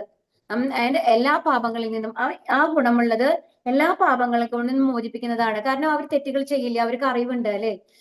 ഇത് സത്വഗുണമുള്ള ആൾക്കാർക്ക് യഥാർത്ഥ ജ്ഞാനമുള്ളത് കൊണ്ട് അവർ തെറ്റുകളൊന്നും ചെയ്യില്ല. അപ്പൊ അവര് ജീവിതം എന്ന് പറയുന്നത് വളരെ സുഖമായിരിക്കും. അതുപോലെ തന്നെ അവര് അറിവില് മറ്റുള്ളവരെക്കാളും കുറച്ചും കൂടി മേലെ നിൽക്കുന്ന ആൾക്കാരായിരിക്കും. പൊതുവെ ബ്രാഹ്മണൻ എന്ന് പറയും. അത് ജന്മത്തിലല്ല, ഗുണത്തിൽ ബ്രാഹ്മണ ഗുണം എന്ന് പറയുന്നതാണ് സാത്വിക ഗുണം എന്ന് പറയുന്നത്. അപ്പൊ ആ ഗുണത്തിൽ സ്ഥിതി ചെയ്യുന്നവർ അപ്പൊ എന്താ ഉണ്ടാവുന്നത് എന്നുണ്ടെങ്കിൽ അവർക്ക് പൊതുവെ അവർ അത്രയും പുണ്യഫലങ്ങൾ ചെയ്തുകൊണ്ടാണ് ഇങ്ങനത്തെ ഒരു ജന്മ സാത്വിക സാത്വിക ഗുണം കിട്ടിയിട്ടുള്ളത് അല്ലെ. അപ്പൊ അത് കാരണം കൊണ്ട് അവർ നല്ലൊരു കുടുംബത്തിലാണ് ജനിച്ചിട്ടുണ്ടാവുക. അതുപോലെ സുഖമായിട്ടുള്ള ഒരു ലൈഫ് ആയിരിക്കും അവർക്ക് കിട്ടുന്നത്. അപ്പൊ അതുപോലെ ഒരു നല്ല അറിവ് നേടാനായിട്ട് അവർക്ക് സാധിക്കും. അപ്പൊ ഇതൊക്കെ വരുമ്പോ അവരുടെ ഉള്ളിൽ എന്ത് തോന്നും, എനിക്ക് നല്ല അറിവുണ്ട് എന്നൊക്കെയുള്ള ആ ഒരു ഉള്ളിലെ ഒരു ഞാൻ എന്നുള്ളൊരു ഭാവം വരും. അപ്പൊ അതിൽ വന്നു കഴിഞ്ഞിട്ട് അപ്പൊ അതിൽ മുഴുകാണ്. ഞാൻ ഏറ്റവും വലിയ അറിവാളിയാണ്, ഏറ്റവും നല്ല സ്വത്തുള്ള ആളാണ്, അങ്ങനെ എനിക്കാണ് ഏറ്റവും മറ്റുള്ളവരെ കമ്പയർ ചെയ്യാൻ കുറച്ചും കൂടി മേലെയാണ് എന്നുള്ള ആ ഒരു ബോധം വരും. അപ്പൊ അതിൽ മുഴുകും അവര് മറ്റുള്ളവർക്ക് ദ്രോഹമൊന്നും ചെയ്യുന്നില്ല. അതുകൊണ്ട് മരിച്ചു കഴിഞ്ഞാലും വീണ്ടും അടുത്ത ജന്മം അവർക്കൊരു മനുഷ്യ ജന്മമായിട്ട് കിട്ടും, നല്ലൊരു വീട്ടിൽ അവർ ജനിക്കുമായിരിക്കാം. പക്ഷെ എന്താ ഉണ്ടാവുന്നത്, ഈ ബന്ധനങ്ങൾ കാരണം കൊണ്ട് എന്തുണ്ടാവും, അവർക്ക് ഭഗവത് ധാമത്തിലേക്ക് പോകാനായിട്ട് സാധിക്കില്ല. അപ്പൊ സുഖമാണ് അവരെ ബന്ധിപ്പിക്കുന്നത് എന്നാണ് പറയുന്നത്. ഇവിടെ ഒരു ബ്രാഹ്മണ ശ്രേഷ്ഠനാണ് അല്ലെ പൂജ ചെയ്തുകൊണ്ടിരിക്കുന്ന മരത്തെ ഒരു ചിത്രമാണ് കാണുന്നത്. രജോ രാഗാത്മകം വിദ്ധി തൃഷ്ണാസംഘ സമുദ്ഭവം തന്നിബധ്നാദി കൗന്ദേയ കർമ്മസംഘേന ദേഹിനം. അല്ലയോ കുന്തിനന്ദന, അളവറ്റ തൃഷ്ണാധിക്യത്തിൽ നിന്നുളവാകുന്നത് അത്രേ രജോ ഗുണം. ദേഹസ്ഥനായ ജീവനെ അത് ഭൗതികമായ ഫലോദിഷ്ട കർമ്മങ്ങളിൽ കുടുക്കിയിടുന്നു. അപ്പൊ സത്വഗുണം എങ്ങനെ, ഇതും നിങ്ങളുടെ ചോദ്യമാണ്. സത്വഗുണത്തിന്റെ ഗുണങ്ങൾ എന്താണ്? പ്രകാശമാനമായതാണ് അല്ലെ. അതെന്താ ചെയ്യുക, സുഖത്തിൽ ബന്ധിക്കും. ഇവിടെ എന്താ പറയുന്നത്, ഇതിൽ തൃഷ്ണ എന്ന് പറയുന്നത് ആഗ്രഹങ്ങൾ, ഒരുപാട് ഭൗതിക ആഗ്രഹങ്ങളാണ് ഉണ്ടാവുക ഈ രജോ ഗുണത്തിലുള്ള ആൾക്കാർക്ക്. അപ്പൊ എന്താണ്, അവര് ഭൗതിക ആഗ്രഹങ്ങൾക്ക് വേണ്ടിയിട്ട് ഒന്ന് കഴിഞ്ഞാൽ അടുത്തത് വേണം, അത് കഴിഞ്ഞാൽ അതിന് മേലത്തത് വേണം, അത് കഴിഞ്ഞാൽ അതിന് മേലത്തെ എല്ലാ സുഖ സൗകര്യങ്ങളും വേണം. അതുപോലെ തന്നെ ഭാര്യ, കുട്ടികൾ, അവർക്ക് വേണ്ടിയിട്ടുള്ള ജീവിതം, അങ്ങനത്തെ ആ ഒരു ഇതിലും ഒഴുകുന്ന ആൾക്കാരാണ് ആര്, രജോ ഗുണത്തിലുള്ള ആൾക്കാര്. അങ്ങനെ ഫലോദിഷ്ട കർമ്മങ്ങൾ കുടുക്കിയിടുന്നു. അവരെപ്പോഴും എന്താണ്, എന്തെങ്കിലും ഒരു റിസൾട്ട്, എനിക്ക് നല്ല വീട് വേണം, നല്ല കാർ വേണം, അങ്ങനത്തെ ആഗ്രഹങ്ങൾ, നമ്മുടെ ഭൗതിക ആഗ്രഹങ്ങൾ ഉണ്ടല്ലോ, അങ്ങനത്തെ ഓരോ ആഗ്രഹങ്ങൾക്ക് വേണ്ടിയിട്ടാണ് അവരുടെ ലൈഫ് അവരെ ഹോമിച്ചുകൊണ്ടിരിക്കുന്നുണ്ടാവുക. ഭാര്യയെ സുഖമായിട്ട് വെക്കണം, മക്കളെ സുഖമായിട്ട് വെക്കണം, അങ്ങനത്തെ ആ ഒരു ഇതില്. അപ്പൊ ഇവിടെ എന്താണ്, രജോ ഗുണം എന്താ ചെയ്യുന്നത്, നമ്മളെ ഫലോദിഷ്ട കർമ്മങ്ങൾ കുടുക്കിയിടുന്നു. അപ്പൊ രജോ ഗുണത്തിന്റെ പ്രത്യേകതകൾ എന്തൊക്കെയാണ്? തൃഷ്ണ ആധിക്യത്തിൽ നിന്ന് ഉണ്ടാകുന്നതാണ് രജോ ഗുണം. ഇത് നമ്മൾ എന്ത് ചെയ്യുന്നു, ഫലോദിഷ്ട കർമ്മങ്ങളിൽ കുടുക്കിയിടുന്നു. ഇനി തമസ്ത്വജ്ഞാനജം വിദ്ധി മോഹനം സർവദേഹിനാം പ്രമാദാലസ്യ നിദ്രാഭി തന്നിബധ്നാദി ഭാരതപുത്ര. അജ്ഞാനജന്യമായ തമോ ഗുണമാവട്ടെ സർവശരീരികളെയും വ്യാമോഹിപ്പിക്കുന്നതാണ്. ഈ ഗുണത്തിന്റെ ഫലങ്ങളായ പ്രമാദം, അലസത, നിദ്ര എന്നിവ ബദ്ധജീവാത്മാവിനെ കുടുക്കിയിടുന്നു. അപ്പൊ എന്താണ് തമോ ഗുണത്തിന്റെ ലക്ഷണങ്ങൾ പറയുന്നത്? പ്രമാദം, അലസത, നിദ്ര. മറ്റേതെന്ന് പറഞ്ഞാൽ ഓവർ ആക്ഷൻ ആയിരുന്നു അല്ലെ രജോ ഗുണത്തിന്. ഇവിടെ എങ്ങനെയാന്ന് വെച്ച് കഴിഞ്ഞാൽ ഉറങ്ങണം എന്നുള്ളത് മാത്രമാണ്. അതുമല്ല ഈ ആൾക്കാർ, ഇപ്പൊ ഈ പിക്ചർ നോക്കൂ, അയാളുടെ മുഖം എങ്ങനെയാണ് കാണിച്ചിട്ടുള്ളത്? ഒരു മൃഗത്തിന്റെ മാതിരിയാണ് കാണിച്ചിട്ടുള്ളത് അല്ലെ. ഒരു മൃഗതുല്യമായിട്ട് അയാൾ മാറുകയാണ്. നമ്മൾക്ക് ശരിക്കും മനുഷ്യജന്മം എന്തിനാണ് തന്നിട്ടുള്ളത്? നമ്മൾക്ക് കുറച്ചും കൂടിയും എന്താണ്, ഭഗവാനെ അറിയാനുള്ള ബുദ്ധിയും ഭാഗവത് അങ്ങനത്തെ ഗ്രന്ഥങ്ങൾ പഠിക്കാനുള്ള ബോധമൊക്കെ നമ്മൾക്ക് തന്നിട്ടുണ്ട് അല്ലെ. അതിന് വേണ്ടിയിട്ടുള്ള ഒരു സ്പെഷ്യൽ ഇത് നമ്മൾക്ക് തന്നിട്ടുള്ളതാണ് ഈ ഒരു വിശേഷ ബുദ്ധി എന്ന് പറയുന്നത്. മൃഗങ്ങൾക്ക് ഇല്ലാത്തതാണ് അല്ലെ മനുഷ്യനുള്ളത് വിശേഷ ബുദ്ധി എന്ന് പറയുന്നത്. പക്ഷെ ആ വിശേഷ ബുദ്ധിയുള്ള നമ്മൾ ഈ ആരമാരിയായിട്ട് മാറുകയാണ്, ഈ തമോ ഗുണത്തില് ഒരു മൃഗമായിട്ട് മാറുകയാണ്. അയാളുടെ തല വറക്കുന്ന മൃഗമാരിയാണെന്നാണ് ഇവിടെ ഈ പിക്ചറിൽ കാണിക്കുന്നത് അല്ലെ. അപ്പൊ അവർക്ക് ആരെ കൊല്ലാനും മടിയില്ല, കൊന്ന് കഴിക്കാനും മടിയില്ല, അങ്ങനത്തെ ഒരു അവസ്ഥയാണുള്ളത്. അപ്പൊ ഈ തമോ ഗുണത്തിലുള്ള ആൾക്കാരെ അതെന്ന് പറഞ്ഞാല് അവർക്കും മറ്റുള്ളവർക്കും ഒരു ദ്രോഹമായിട്ടാണ് അവരുടെ പ്രവൃത്തികൾ ഉണ്ടാവുക. അവർക്കും നല്ലതായിരിക്കില്ല, മറ്റുള്ളവർക്കും നല്ലതായിരിക്കില്ല എന്നുള്ളതാണ്. ഇതവിടെ കാണുന്നില്ലേ, അവിടെ ഇതാണ് മീറ്റ്, ഒരു ഷോപ്പാണ് ഇങ്ങനെ ഇറച്ചി വെട്ടി വെക്കുന്നത്. അപ്പൊ ഇങ്ങനത്തെ സ്വഭാവങ്ങളൊക്കെ എന്തുകൊണ്ടാണ് നമ്മൾ സാത്വിക ഫുഡ് കഴിക്കണം എന്ന് പറയുന്നത് എന്നുണ്ടെങ്കിൽ, ഇങ്ങനത്തെ ഫുഡ് കഴിച്ചു കഴിഞ്ഞാൽ നമ്മളുടെ തമോ ഗുണം കൂടും, ആക്രമവാസന നമ്മളിൽ കൂടും എന്നാണ് പറയുന്നത്. അപ്പൊ ഏത് ഭക്ഷണമാണ് നമ്മൾ കഴിക്കുന്നത് അതിൽ നമ്മുടെ സ്വഭാവത്തിന് വളരെയധികം പങ്കുണ്ട്. അപ്പൊ സാത്വികമായിട്ടുള്ള ഭക്ഷണങ്ങൾ, അധികം എരിവ്, പുളി അങ്ങനെ ഇല്ലാത്ത ഭക്ഷണം കഴിക്കുന്ന ആൾക്കാർക്ക് പൊതുവെ ദേഷ്യം കുറവായിരിക്കും. അതുപോലെ ആഗ്രഹങ്ങൾ, എന്തായാലും എനിക്കത് സാധിച്ചേ തീരുമോ എന്നുള്ള വെറി ഉണ്ടാവില്ല. അവർ കുറച്ച് ബാലൻസ്ഡ് ആയിരിക്കും. ഓ ഇങ്ങനെയാണോ, ഇത് നമ്മൾക്ക് കിട്ടുന്നില്ലേ, ശരി ഓക്കെ, കിട്ടില്ലെങ്കിൽ വേണ്ട, ആ രീതിയിൽ സമാധാനമായിട്ട് ഇരിക്കാനായിട്ട്, ബാലൻസ്ഡ് ആയിട്ട് ഇരിക്കാനായിട്ട് സാധിക്കും എന്നാണ് പറയുന്നത്. ഇവിടെ 3 ഇത് കാണിച്ചിട്ടുണ്ട് അല്ലെ, കാക്ക, പിന്നെന്താ കാണിച്ചിട്ടുള്ളത്, ഹണിബി തേനീച്ച, അതുപോലെ തന്നെ സ്വാൻ ഹംസം. അപ്പൊ കാക്കയുടെ ഇത് എന്താ പറയുന്നത് എന്നുണ്ടെങ്കിൽ, കാക്കയാണ് തമോ ഗുണത്തിന് ഉദാഹരണമായിട്ട് പറയുന്നത്. സ്കാവെഞ്ചർ എന്ന് പറയും അല്ലെ പൊതുവെ. ഈ കാക്കയുടെ പ്രത്യേകത എന്താണ്? നിറയെ നല്ല ഭക്ഷണ സാധനങ്ങൾ ഉണ്ടെങ്കിലും കുറച്ച് ചീഞ്ഞളിഞ്ഞ മരത്തെ ഏതെങ്കിലും ചത്ത് കിടക്കുന്നത് അതില് അങ്ങനത്തെ കാര്യങ്ങൾ കഴിക്കാനായിട്ട് കാക്കയ്ക്ക് ഉത്സാഹം കൂടും. അപ്പോൾ നമ്മൾക്ക് നമ്മുടെ അവസ്ഥ ഇതേമാതിരിയാണ്. നമ്മൾക്ക് ഏത് വേണമെങ്കിൽ സെലക്ട് ചെയ്യാം എന്നുള്ള ഒരു ഓപ്ഷൻ നമുക്ക് തന്നിട്ടുണ്ട് മനുഷ്യജന്മത്തില്. പക്ഷെ ഏതാണ് തിരഞ്ഞെടുക്കുന്നത് ഉള്ളത് നമ്മുടെ ചോയ്സ് ആണ്. കാക്ക തിരഞ്ഞെടുക്കുന്നത് എന്താണ്? ആ ചീഞ്ഞളിഞ്ഞ വസ്തുക്കളാണ്. ഭൗതികതയോടാണ് താല്പര്യം. തമോ ഗുണാണ് കാണിക്കുന്നത്. അക്രമവാസന എന്ന് പറഞ്ഞില്ലേ, നല്ല ഗുണങ്ങളല്ല ഉള്ളത്. അതുപോലെ തേനീച്ചയ്ക്കാണെങ്കിലോ എപ്പോഴും എന്താ ചെയ്തുകൊണ്ടിരിക്കുക? എല്ലാ പൂവുകളിലും പോയിട്ട് തേൻ കളക്ട് ചെയ്തത് അത് കൊണ്ടുവന്ന് ശേഖരിച്ച് അറകളിലാക്കി സൂക്ഷിക്കും അല്ലെ? അപ്പൊ ഇത് തന്നെയാണ് ലൈഫ് ലോങ് അവർ ചെയ്തുകൊണ്ടിരിക്കുന്നത്, സേവകന്മാര് അതിലത്തെ. അപ്പോ പക്ഷെ എന്താ, ആരെങ്കിലും ആ തേനീച്ചക്കൂട് എടുത്തൊന്നും ഇത് കഴിഞ്ഞു കഴിഞ്ഞാൽ ഒന്ന് അമർത്തി കഴിഞ്ഞാൽ മതിയില്ലേ, അവരെല്ലാവരും ജീവൻ കഴിഞ്ഞു. അപ്പൊ അത്ര കാലം ചെയ്ത പണികളുടെ ഇത് വ്യർത്ഥാണ്. അപ്പൊ വേറെ ഒന്നിനും സമയമില്ല അവർക്ക്. അപ്പൊ കണ്ടിന്യൂസ് ആയിട്ട് ഒരു പണിയെടുത്തുകൊണ്ടിരിക്കുകയാണ്. അതുപോലെയാണ് നമ്മൾ ആ കഴുതയെ കുറിച്ച് പറഞ്ഞു അല്ലെ, കഴുതയ്ക്ക് ഒരു പുല്ല് കെട്ടിയിട്ട് കൊടുത്ത് നടത്താണ്. ഇപ്പൊ കിട്ടും പുല്ല്, ഇപ്പൊ കിട്ടും പുല്ല് എന്ന് വിചാരിച്ചു കഴിഞ്ഞിട്ട് കഴുത നടന്നുകൊണ്ടിരിക്കുന്നു. പക്ഷെ കഴുതയ്ക്ക് അറിയില്ല താഴെ അത്രയും പ്രകൃതിയിൽ പുല്ലുണ്ട്, അതിനെ കുറച്ച് കഴിച്ചാലേ തന്റെ വിശപ്പ് മാറുന്ന അറിയില്ല, ആ ബോധമില്ല. അപ്പോ എന്താണ്, നമ്മൾ ബോധമില്ലാതെ വ്യർത്ഥമായി പണിയെടുത്തുകൊണ്ടിരിക്കുക എന്നുള്ളതാണ് ഈ തേനീച്ച നമ്മളെ കാണിക്കുന്നത്. അതുപോലെ ഹംസം എന്ന് പറയുന്നത് എന്താണ്? ഹംസമാണ് ഏറ്റവും സാത്വിക സത്വഗുണമുള്ളത്. അതെന്താണ്? ഒരു ചളിവെള്ളം കൊടുത്താൽ കൂടി ആ ചളിവെള്ളത്തിനെ നിന്ന് ആ ശുദ്ധമായ വെള്ളത്തിനെ തിരിച്ചെടുക്കാൻ പറ്റുന്നതാണ് ഈ കംസത്തിന് കഴിയുന്നത്. അതുപോലെ പാലും വെള്ളം കൂടി, പാലും വെള്ളം കൊടുത്തു കഴിഞ്ഞാൽ അത് വെള്ളവും പാലും തിരിച്ച് വേർതിരിച്ചെടുക്കാനായിട്ട് ആ ഹംസത്തിന് സാധിക്കും എന്നാണ് പറയുന്നത്. അപ്പൊ അത്രയും ഇതാണ് നമ്മളോട് പറയുന്നത്. ഈ ഭൗതിക ലോകത്തിൽ വന്നു കഴിഞ്ഞിട്ട് നല്ലതുകൊണ്ട് ചീത്തയുണ്ട് നമ്മൾക്ക്. അതായത് നമ്മൾക്ക് ഭഗവാനെ കുറിച്ചുള്ള സേവനങ്ങൾ ചെയ്യാനുള്ള ഒരുപാട് മാർഗങ്ങളുണ്ട്. ഇപ്പൊ നിങ്ങൾ ഓരോരുത്തരും ഈ ഭഗവത്ഗീത ക്ലാസ്സിൽ ഇരിക്കുന്നത് ഭഗവത് സേവനമായിട്ടല്ലേ? അതേ സമയം നമ്മളെ ബന്ധിപ്പിക്കാനായിട്ട് നമ്മുടെ TV, മൊബൈൽ എന്ന് പറഞ്ഞിട്ടുള്ള എന്റർടൈൻമെന്റ് ചാനൽ കുറേ ഉണ്ട്. അപ്പൊ അതിൽ ഏതാണ് നമ്മൾക്ക്, അപ്പൊ ഇത് രണ്ടും കൂടി നമ്മൾക്ക് തന്നേക്കാണ്. അതിൽ നമ്മൾ നമ്മൾക്ക് ഏതാണ് വേണ്ടത്, ഏതാണ് നമ്മൾക്ക് നല്ലത്, യഥാർത്ഥത്തിൽ ഏതാണ് നല്ലത് തിരിച്ചെടുക്കാനുള്ള ബുദ്ധി അത് ഹംസത്തിനുണ്ട്. അതുകൊണ്ടാണ് അതിനെ സത്വഗുണത്തിൽ എന്ന് പറയുന്നത്. സത്വം സുഖേ സംചയതി രജകർമ്മണി ഭാരത ജ്ഞാനമാവൃത്യ തൂ തമക പ്രമാദേ യത്യുത. അല്ലയോ ഭാരതപുത്ര, സത്വഗുണം ഒരാളെ സുഖം കൊണ്ട് ബന്ധിക്കുമ്പോൾ രജോ ഗുണം കാമ്യകർമ്മങ്ങൾ കൊണ്ടാണ് ബന്ധിക്കുക. ജ്ഞാനത്തെ ആവരണം ചെയ്യുന്ന തമോ ഗുണമാകട്ടെ ഉന്മാദം കൊണ്ടും ഒരാളെ ബന്ധിക്കുന്നു. അപ്പൊ ഇവിടെ എന്താ പറയുന്നത്? അല്ലയോ ഭാരതപുത്ര, സത്വഗുണം. അപ്പൊ നമ്മൾ പറഞ്ഞു അല്ലെ, സത്വഗുണം എങ്ങനെയാണെന്ന്. ആ അറിവും സൗകര്യങ്ങളൊക്കെ വരുമ്പോ നമ്മൾക്ക് തോന്നും നമ്മൾ വലിയ ആൾക്കാരാണ് തോന്നും, എന്നിട്ട് അതിൽ മുഴുകുന്നു. എന്നാൽ ഭഗവാന്റെ അടുത്തേക്ക് പോകാനുള്ള ആഗ്രഹം ഉണ്ടാവുന്നില്ല. അതാണ് സത്വഗുണം നമ്മളെ ബന്ധിക്കുന്നത്. മനസ്സിലാവുണ്ടോ? സുഖത്തിൽ ബന്ധിക്കുന്നു എന്ന് പറയുന്നത്. പിന്നെ രജോ ഗുണം കാമ്യകർമ്മങ്ങളാണ്. കാമ്യകർമ്മങ്ങൾ ഇപ്പൊ രജോ ഗുണം നമ്മൾ പറഞ്ഞു. അപ്പൊ രജോ ഗുണത്തിലുള്ള ആൾക്കാർ അത്രയും നല്ല വെൽ സെറ്റിൽഡ് ആയിട്ടുള്ള ഒരു ഫാമിലിയൊന്നും ജനിക്കണമെന്നില്ല. നമ്മൾ എന്താണ്, ഉழைച്ച് സമ്പാദിക്കണം എന്ന് പറയില്ല, നമ്മൾ ബുദ്ധിമുട്ടിയിട്ട് നമ്മുടെ ഭൗതിക കാര്യങ്ങൾ, അപ്പൊ ഭൗതിക കാര്യങ്ങളിൽ മുഴുകുന്നത് കൊണ്ട് വീണ്ടും വീണ്ടും നമ്മൾ അത് സമ്പാദിക്കുന്നതിന് വേണ്ടിയിട്ട് നമ്മുടെ കർമ്മങ്ങൾ മുഴുവൻ യൂട്ടിലൈസ് ചെയ്യാണ്. അപ്പോഴും ഭഗവാനെ കുറിച്ച് ആലോചിക്കാനുള്ള സമയം അവർക്ക് ലഭിക്കുന്നില്ല. അതുകൊണ്ടാണ് കാമ്യകർമ്മങ്ങൾ കൊണ്ടാണ് ബന്ധിക്കുന്നത് എന്ന് പറയുന്നത്. ഇനി ജ്ഞാനത്തെ ആവരണം ചെയ്യുന്ന തമോ ഗുണമാകുമ്പോൾ ഉന്മാദാണ്. അതുകൊണ്ട് അവരാണ് ഈ അക്രമികളും എന്താ പറയാ, ടെററിസ്റ്റ് ഒക്കെ പറയില്ലേ. അപ്പൊ അങ്ങനെ ആൾക്കാരെ കൊല്ലാനൊന്നും മടിയില്ലാത്ത ആൾക്കാരായിട്ട് മാറുന്നത്.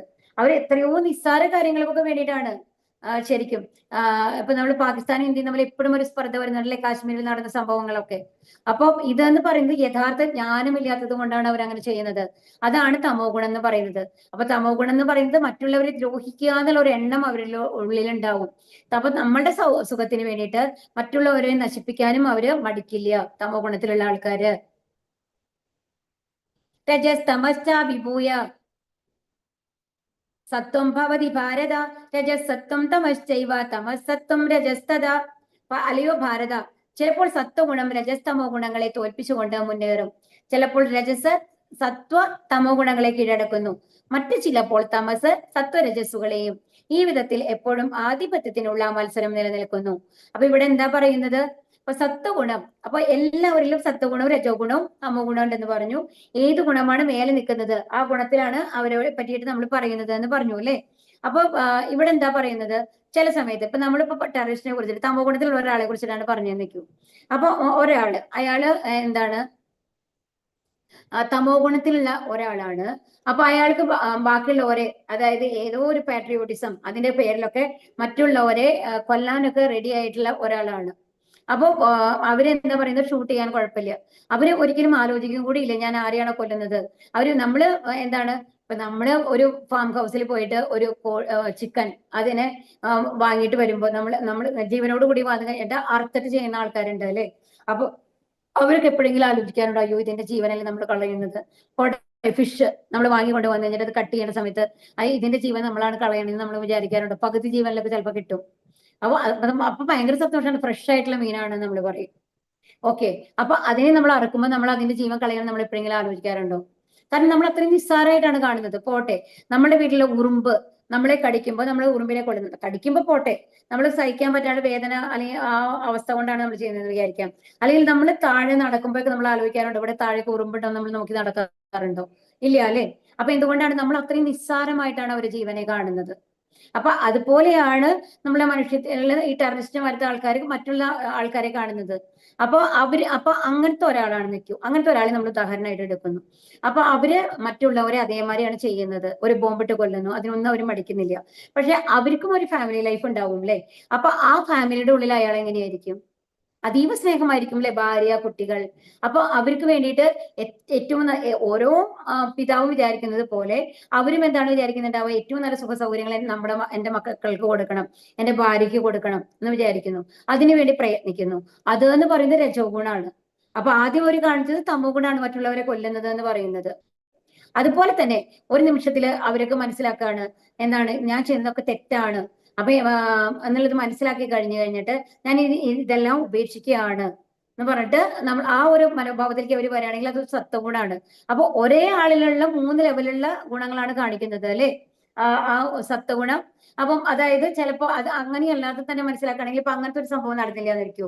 അതല്ല, അപ്പൊ അയാളുടെ ഏറ്റവും ഉത്തമ സുഹൃത്താണ്, അയാൾക്ക് വയ്യാണ്ട് കിടക്കുകയാണ്. അപ്പം അയാളുടെ കയ്യിൽ പൈസ ഇല്ല. അപ്പൊ ഇയാളുടെ കയ്യിലുള്ള പൈസ അയാൾക്ക് എടുത്ത് കൊടുത്ത് സഹായിക്കുകയാണ്. അപ്പൊ അയാൾ ടെററിസ്റ്റ് ആയിരിക്കാം, പക്ഷെ ആ ഗുണം എന്ന് പറയുന്നത് സത്വഗുണമാണ് അയാൾ കാണിക്കുന്നത് മറ്റുള്ളവരെ സഹായിക്കുമ്പോൾ. അപ്പൊ ഒരേ ആളിൽ തന്നെ സത്വഗുണം രജോ ഗുണം തമോ ഗുണം എന്നുള്ളത് 3 ഉണ്ട്. പക്ഷെ അത് ഏത് വളർത്തിയെടുക്കണം എന്നുള്ളത് നമ്മുടെ കയ്യിലാണ്. അതിനുള്ള സ്വാതന്ത്ര്യം ഒരു മനുഷ്യ ജീവിതത്തിൽ ഭഗവാൻ തന്നിട്ടുണ്ട്. അതുകൊണ്ടാണ് നമ്മൾ പറയുന്നത് നമ്മളാണ് യഥാർത്ഥത്തില് ആ ചോയ്സ് കിട്ടുമ്പോൾ ഏതിനെ തെരഞ്ഞെടുക്കണം എന്നുള്ള കഴിവ് കാണിക്കുന്നതാണ് മുഖ്യം എന്നുള്ളത് പറയുന്നത്. ചിലപ്പോൾ ഇപ്പൊ ഇനി മനസ്സിലായില്ലേ ഇത്. അപ്പൊ ഇതുപോലെ തന്നെ തമസ് സത്വരജസ്സുകളെ കീഴ്പ്പെടുത്തും അല്ലെ. അത്രയും നല്ല ആൾക്കാരാണെന്നുണ്ടെങ്കിൽ, നമ്മൾ അത്രയും നല്ല ആൾക്കാരാണ്, അയാൾക്ക് ദേഷ്യമേ വരില്ല എന്ന് തോന്നുന്ന ആൾക്കാരെ ചില സന്ദർഭങ്ങളിൽ ഒരുപാട് ദേഷ്യപ്പെട്ട് ചീത്ത കാര്യങ്ങൾ ചെയ്യുന്ന നമ്മൾ കാണാം. അതാണ് സത്വഗുണത്തിൽ നിന്ന് രജോ ഗുണം തമോ ഗുണമായിട്ട് മാറുന്നതിനെ കുറിച്ച് പറയുന്നത്. ആർക്കും പരിശീലനം കൊണ്ട് സത്വഗുണം വളർത്തി രജസ് തമസുകളെ തോൽപ്പിക്കാം, ഇതാണ് പറയുന്നത്. അത് നമ്മുടെ കയ്യിലാണുള്ളത്, നമ്മളെ കൊണ്ട് സാധിക്കും. അപ്പൊ ഒരു ഭക്തന്റെ സത്സംഗമാണ് ഉള്ളതെന്ന് വെക്കും. ഇപ്പൊ നിങ്ങൾ ഇരിക്കുന്നത് ഭക്ത സംഘത്തിലാണ്. അപ്പൊ നമ്മുടെ സത്വഗുണം വളർത്താനാണ് നമ്മൾ നോക്കുന്നത് അല്ലെ. അപ്പൊ മറ്റുള്ളവരോട് വെറുപ്പുണ്ടാവാൻ പാടില്ല, എല്ലാവരും ഒരുമാതിരി കാണണം, അതൊക്കെ എന്താണ്, സത്വഗുണാണ്. പക്ഷേ നമ്മുടെ ഭൗതികതയിൽ മുഴുകിയിരിക്കുന്ന ആൾക്കാര്, നമ്മൾ ടിവിയുടെ മുമ്പിൽ ഇരിക്കുന്ന ഒരു ഡെയിലി നമ്മൾ 4 മൂവി വെച്ച് കാണുന്നു നിൽക്കും. അപ്പൊ അങ്ങനെ കാണുന്ന ആൾക്കാർ ഒരു സംഘത്തിലാണ് നമ്മൾ ഇരിക്കുന്നത് എന്നുണ്ടെങ്കിലോ, നമ്മൾ ആ തരത്തിലുള്ള രജോ ഗുണമാണ് നമ്മൾ വളർത്തിക്കൊണ്ടിരിക്കുന്നത്, ഭൗതികതയിലുള്ള ആഗ്രഹമാണ് നമ്മൾ വളർത്തിക്കൊണ്ടിരിക്കുന്നത്. അതല്ല ഇതുപോലെ അക്രമികളായിട്ടുള്ള ആൾക്കാരെ കൂടെ സംഘത്തിലാണല്ലോ. ഇപ്പൊ ടെററിസ്റ്റ് ആയിട്ടുള്ള ആൾക്കാര് കുറെ പേരൊക്കെ ഈ യങ് ജനറേഷനിലുള്ള ആൾക്കാരൊന്നും അവരൊന്നും ടെററിസ്റ്റ് ആയിട്ട് ജനിച്ചതല്ല. അവര് നമ്മളുടെ മാതിരി തന്നെയുള്ള ഫാമിലിയിൽ ജനിച്ച ആൾക്കാരാണ്. പക്ഷെ അവർ സമ്പർക്കമാണ് അവരെ അങ്ങനെ ആക്കുന്നത്. എന്താണോ നമ്മളുടെ മനസ്സിനെ നമ്മൾ ഫീഡ് ചെയ്യുന്നത് അതാണ് അത് പ്രൊജക്ട് ചെയ്യുന്നത്. അപ്പൊ അതുകൊണ്ടാണ് നമ്മുടെ മനസ്സിൽ എന്ത് നമ്മൾ വിചാരിക്കുന്നു എന്നുള്ളത് കെയർഫുൾ ആയിരിക്കണം. എന്താണോ നമ്മൾ വിചാരിക്കുന്നത് അതാണ് നമ്മൾക്ക് തിരിച്ചു കാണിക്കുക, നമ്മുടെ സ്വഭാവമായിട്ട് വരുന്നത്. അപ്പൊ എപ്പോഴും നല്ല കാര്യങ്ങൾ മാത്രം കേൾക്കാൻ ശ്രമിക്കണം, നല്ല കാര്യങ്ങൾ മാത്രം ചിന്തിക്കാൻ ശ്രമിക്കണം, നല്ല കാര്യങ്ങൾ മാത്രം പ്രവർത്തിക്കാൻ ശ്രമിക്കണം. അപ്പൊ ഇങ്ങനെ ഭൗതിക പ്രകൃതിക്ക് 3 ഗുണങ്ങൾ ഉണ്ടെങ്കിലും സ്ഥിര നിശ്ചയമുള്ളവർക്ക് സത്വഗുണത്താൽ അനുഗ്രഹ ഇതരാവാം.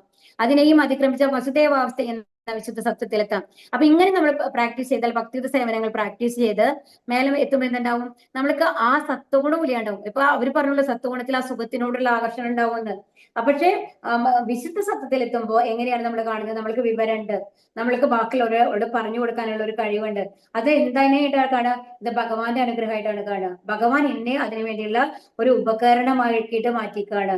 അതുകൊണ്ട് ഭഗവാൻ ഞാൻ നന്ദി പറയുന്നു എന്നുള്ള ലെവലിലാണ് കാണുക. അപ്പൊ അവരാണ് ആശ്ലിഷ്യവാം പാദരതാം പിനശ്വാം നമ്മൾ പറഞ്ഞു അല്ലെ, ഭഗവാൻ എന്നെ എവിടെ വെച്ച് കഴിഞ്ഞാലും എനിക്ക് സന്തോഷമാണ് എന്ന് പറഞ്ഞില്ലേ.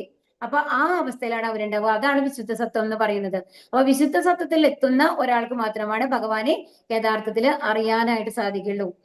അതുകൊണ്ടാണ് ഇവിടെ പറയുന്നത്, ഇവിടെയാണ് ഒരാൾ ഈശ്വര ശാസ്ത്രജ്ഞനാകുന്നത്. ഈശ്വരന്റെ ശാസ്ത്രത്തെ പറ്റിയിട്ട് അറിയുന്നത് വിശുദ്ധ സത്വത്തിൽ എത്തുമ്പോഴാണ്. ഒരു മനുഷ്യനിൽ ഏത് ഗുണത്തിനാണ് സ്വാധീനത എന്ന് അയാളുടെ പ്രത്യേക പ്രവർത്തനങ്ങളിൽ നിന്ന് മനസ്സിലാക്കാം. നമ്മൾ പറഞ്ഞു അല്ലെ, ഓരോരുത്തരുടെ പ്രവൃത്തി കണ്ടാൽ അറിയാം അവർ ഏത് ഗുണത്തിലാണ് ഉള്ളത് എന്നുള്ളത്. ഇത് 3 ഗുണങ്ങളെ പിടിവലികളാണ് കാണിക്കുന്നത് കേട്ടോ. 3 ഇതായിട്ട്. ഇപ്പൊ ഇവിടെ താഴത്തേക്ക് ഇരിക്കുന്നത് ആരാണ്, തമോ ഗുണാണ്. അപ്പൊ ഇത് ഇവിടെ ജയിച്ചിട്ടുള്ളത് തമോ ഗുണത്തിനായിട്ടാണ് കാണിക്കുന്നത്. സർവദ്വാരേഷു തേ കേസ്മിൻ പ്രകാശ ഉപജായതേ ജ്ഞാനം യഥാ തഥാ വിദ്യാ വിവൃത്തം സത്വം ഇത്യുത. 9 ദ്വാരങ്ങളാണ് ശരീരത്തിനുള്ളത്. 2 കണ്ണുകൾ, 2 ചെവികൾ, 2 നാസാദ്വാരങ്ങൾ, വായ, ലിംഗം, മലദ്വാരം. ഇവയെല്ലാം സാത്വികതാ ലക്ഷണങ്ങളാൽ പ്രകാശിതമാവുമ്പോൾ മനുഷ്യൻ സത്വഗുണസമ്പന്നനെന്ന് മനസ്സിലാക്കാം. അത്തരക്കാർ കാര്യങ്ങളെ ശരിയായ നിലയിൽ കാണുകയും കേൾക്കുകയും അനുഭവിക്കുകയും ചെയ്യും. അവർ ആന്തരികമായി ബാഹ്യമായും പരിശുദ്ധരാണ്. നവദ്വാരങ്ങളിലും പ്രവൃദ്ധമായ സന്തുഷ്ടിയുടെ ലക്ഷണങ്ങൾ കാണാം. ഇതാണ് സത്വഗുണത്തിന്റെ അവസ്ഥ. ഇപ്പൊ നമ്മള് പറയാണ് ഉദാഹരണം, നമ്മൾക്ക് 9 ദ്വാരങ്ങളാണ്, 2 കണ്ണുകൾ അല്ലെ. അപ്പൊ ഇതെന്ന് പറയുന്ന ഇന്ദ്രിയ നിയന്ത്രണമാണ് ഇവിടെ നമ്മൾ ഇതുകൊണ്ട് ഉദ്ദേശിക്കുന്നത്. ഇപ്പൊ ഇന്ദ്രിയങ്ങൾ എങ്ങനെയാണ് നമ്മൾ കാണുന്നത്, ഇപ്പോ നമ്മുടെ സത്വഗുണം എന്ന് പറയും, സത്വഗുണ സമ്പന്നാവുമ്പോൾ നമ്മൾക്ക് എന്താണ് ശരിയായ നിലയിൽ ചിന്തിക്കാൻ സാധിക്കും എന്നാണ് പറയുന്നത്. ഇപ്പൊ ഒരേ കാര്യം തന്നെ 2 പേർ 2 തരത്തിൽ ചിന്തിക്കാം. ഇപ്പൊ ഒരു ഗ്ലാസ്സിലെ പകുതി വെള്ളം ഉണ്ടെന്ന് വിചാരിക്കും. അപ്പൊ പകുതി വെള്ളം ഉണ്ടെന്നുണ്ടെങ്കിൽ അതിനെ എങ്ങനെ കാണാം, നമ്മൾക്ക് ഒരു തരത്തിൽ പറയുമ്പോൾ അതിൽ പകുതി വെള്ളേ ഉള്ളൂ, ആ ഗ്ലാസ്സിൽ നോക്ക് പകുതി വെള്ളേ ഉള്ളൂ എന്ന് പറഞ്ഞു കഴിഞ്ഞാൽ എന്താണ്, നമ്മൾ അതിനെ നെഗറ്റീവായിട്ടാണ് കാണുന്നത് അല്ലേ. അപ്പൊ അതിന് പകരം ആ ഗ്ലാസ് എംപ്റ്റി അല്ല, ഒഴിഞ്ഞതല്ല, അതിൽ അറ്റ്ലീസ്റ്റ് 1/2 ഗ്ലാസ് വെള്ളമുണ്ട് എന്നുള്ള ലെവലിൽ നമ്മൾ അതിനെ കാണുമ്പോൾ അത് പോസിറ്റീവ്നെസ് ആണ്. അപ്പൊ ഒരേ കാര്യം തന്നെയാണ്, 2 തരത്തിലുള്ള അപ്രോച്ചാണ് അല്ലെ. അപ്പൊ അതിലെ പോസിറ്റീവായി കാണുന്ന അപ്രോച്ചാണ് സത്വഗുണം എന്ന് പറയുന്നത്. മറ്റേതാണ് രജോ തമോ ഗുണങ്ങൾ ഇല്ല എന്നുള്ളത് ആ അവസ്ഥ വരുന്നത്. അപ്പൊ ഇതുപോലെ തന്നെ നമ്മൾക്ക് ദാഹിക്കാനുള്ള വെള്ളം നമ്മളിങ്ങനെ ദാഹിച്ച് വലഞ്ഞു വരികയാണ്. അപ്പൊ നമ്മൾ ഒരു ഗ്ലാസ് വെള്ളം എടുത്തിട്ട് വെച്ചിട്ട് പോയിണ്ടായിരുന്നു. അപ്പൊ ആരെങ്കിലും അതിൽ നിന്ന് പകുതി ഗ്ലാസ് വെള്ളം എടുത്ത് കുടിച്ചിട്ടുണ്ട് എന്നുണ്ടെങ്കിൽ നമ്മൾക്ക് തോന്നും, അയ്യോ ഞാൻ ഫുൾ ഗ്ലാസ് വെള്ളം വെച്ചതാണ്, അത് ആരാണ് എടുത്ത് കുടിച്ചത്, എനിക്ക് എന്റെ ദാഹം മാറില്ല എന്നുള്ള ലെവലിൽ നമ്മൾ അതിനെ കാണാം. അപ്പൊ അയാളോട് ദേഷ്യം വരികയാണെങ്കിൽ, എടുത്തു കുടിച്ച ആളോട് ദേഷ്യം വരികയാണെങ്കിൽ അതെന്താണ്, ആ ഒരു തമോ ഗുണത്തിന്റെ സ്വഭാവമാണ് നമ്മൾ കാണിക്കുന്നത്. പക്ഷെ അതേ സമയം തന്നെ നമ്മൾ വിചാരിക്കുകയാണ്, ഓക്കെ നമ്മൾ ഒരു ഗ്ലാസ് വെള്ളം വെച്ചത് നന്നായി, അത് കാരണം 1/2 ഗ്ലാസ് വെള്ളം അയാൾ എടുത്ത് കുടിച്ചിട്ടുള്ളൂ, 1/2 ഗ്ലാസ് വെള്ളം വെച്ചിട്ടുണ്ടെങ്കിൽ അത് മുഴുവൻ ഉണ്ടായിണ്ടാവില്ല, എനിക്ക് കുടിക്കാൻ വെള്ളം ഉണ്ടായിണ്ടാവില്ല, അറ്റ്ലീസ്റ്റ് 1/2 ഗ്ലാസ് വെള്ളം ഉണ്ട്, അതിന്റെ ദാഹം മാറ്റാം, നമ്മൾ അതിനെ കാണുകയാണെന്നുണ്ടെങ്കിലോ അത് സത്വഗുണമാണ്.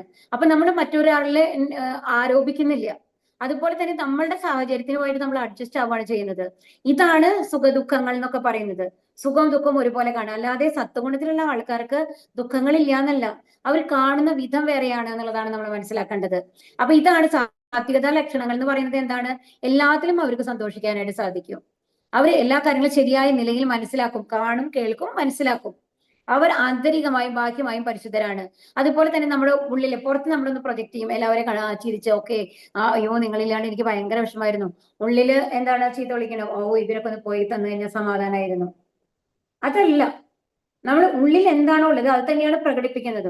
അതാണ് ശുദ്ധരാണ് എന്ന് പറയുന്നത്. അപ്പൊ നവദ്വാരങ്ങളിലും പ്രവൃത്തമായ സന്തുഷ്ടിയുടെ ലക്ഷണങ്ങൾ കാണാം.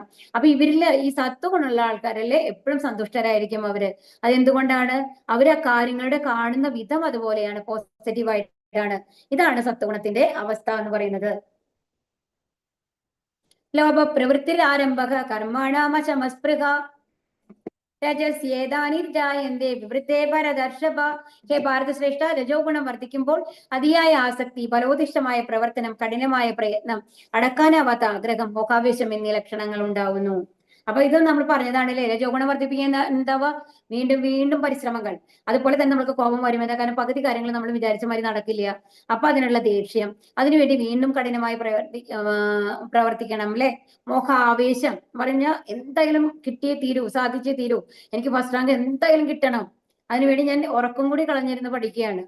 അപ്പൊ അങ്ങനത്തെ കഠിന പ്രയത്നങ്ങൾ. എന്നാൽ എന്നിട്ട് അവസാന റിസൾട്ട് വരുമ്പോഴോ ചിലപ്പോ അയാൾക്ക് വിചാരിച്ച മാതിരി വന്നിട്ടുണ്ടാവില്ല.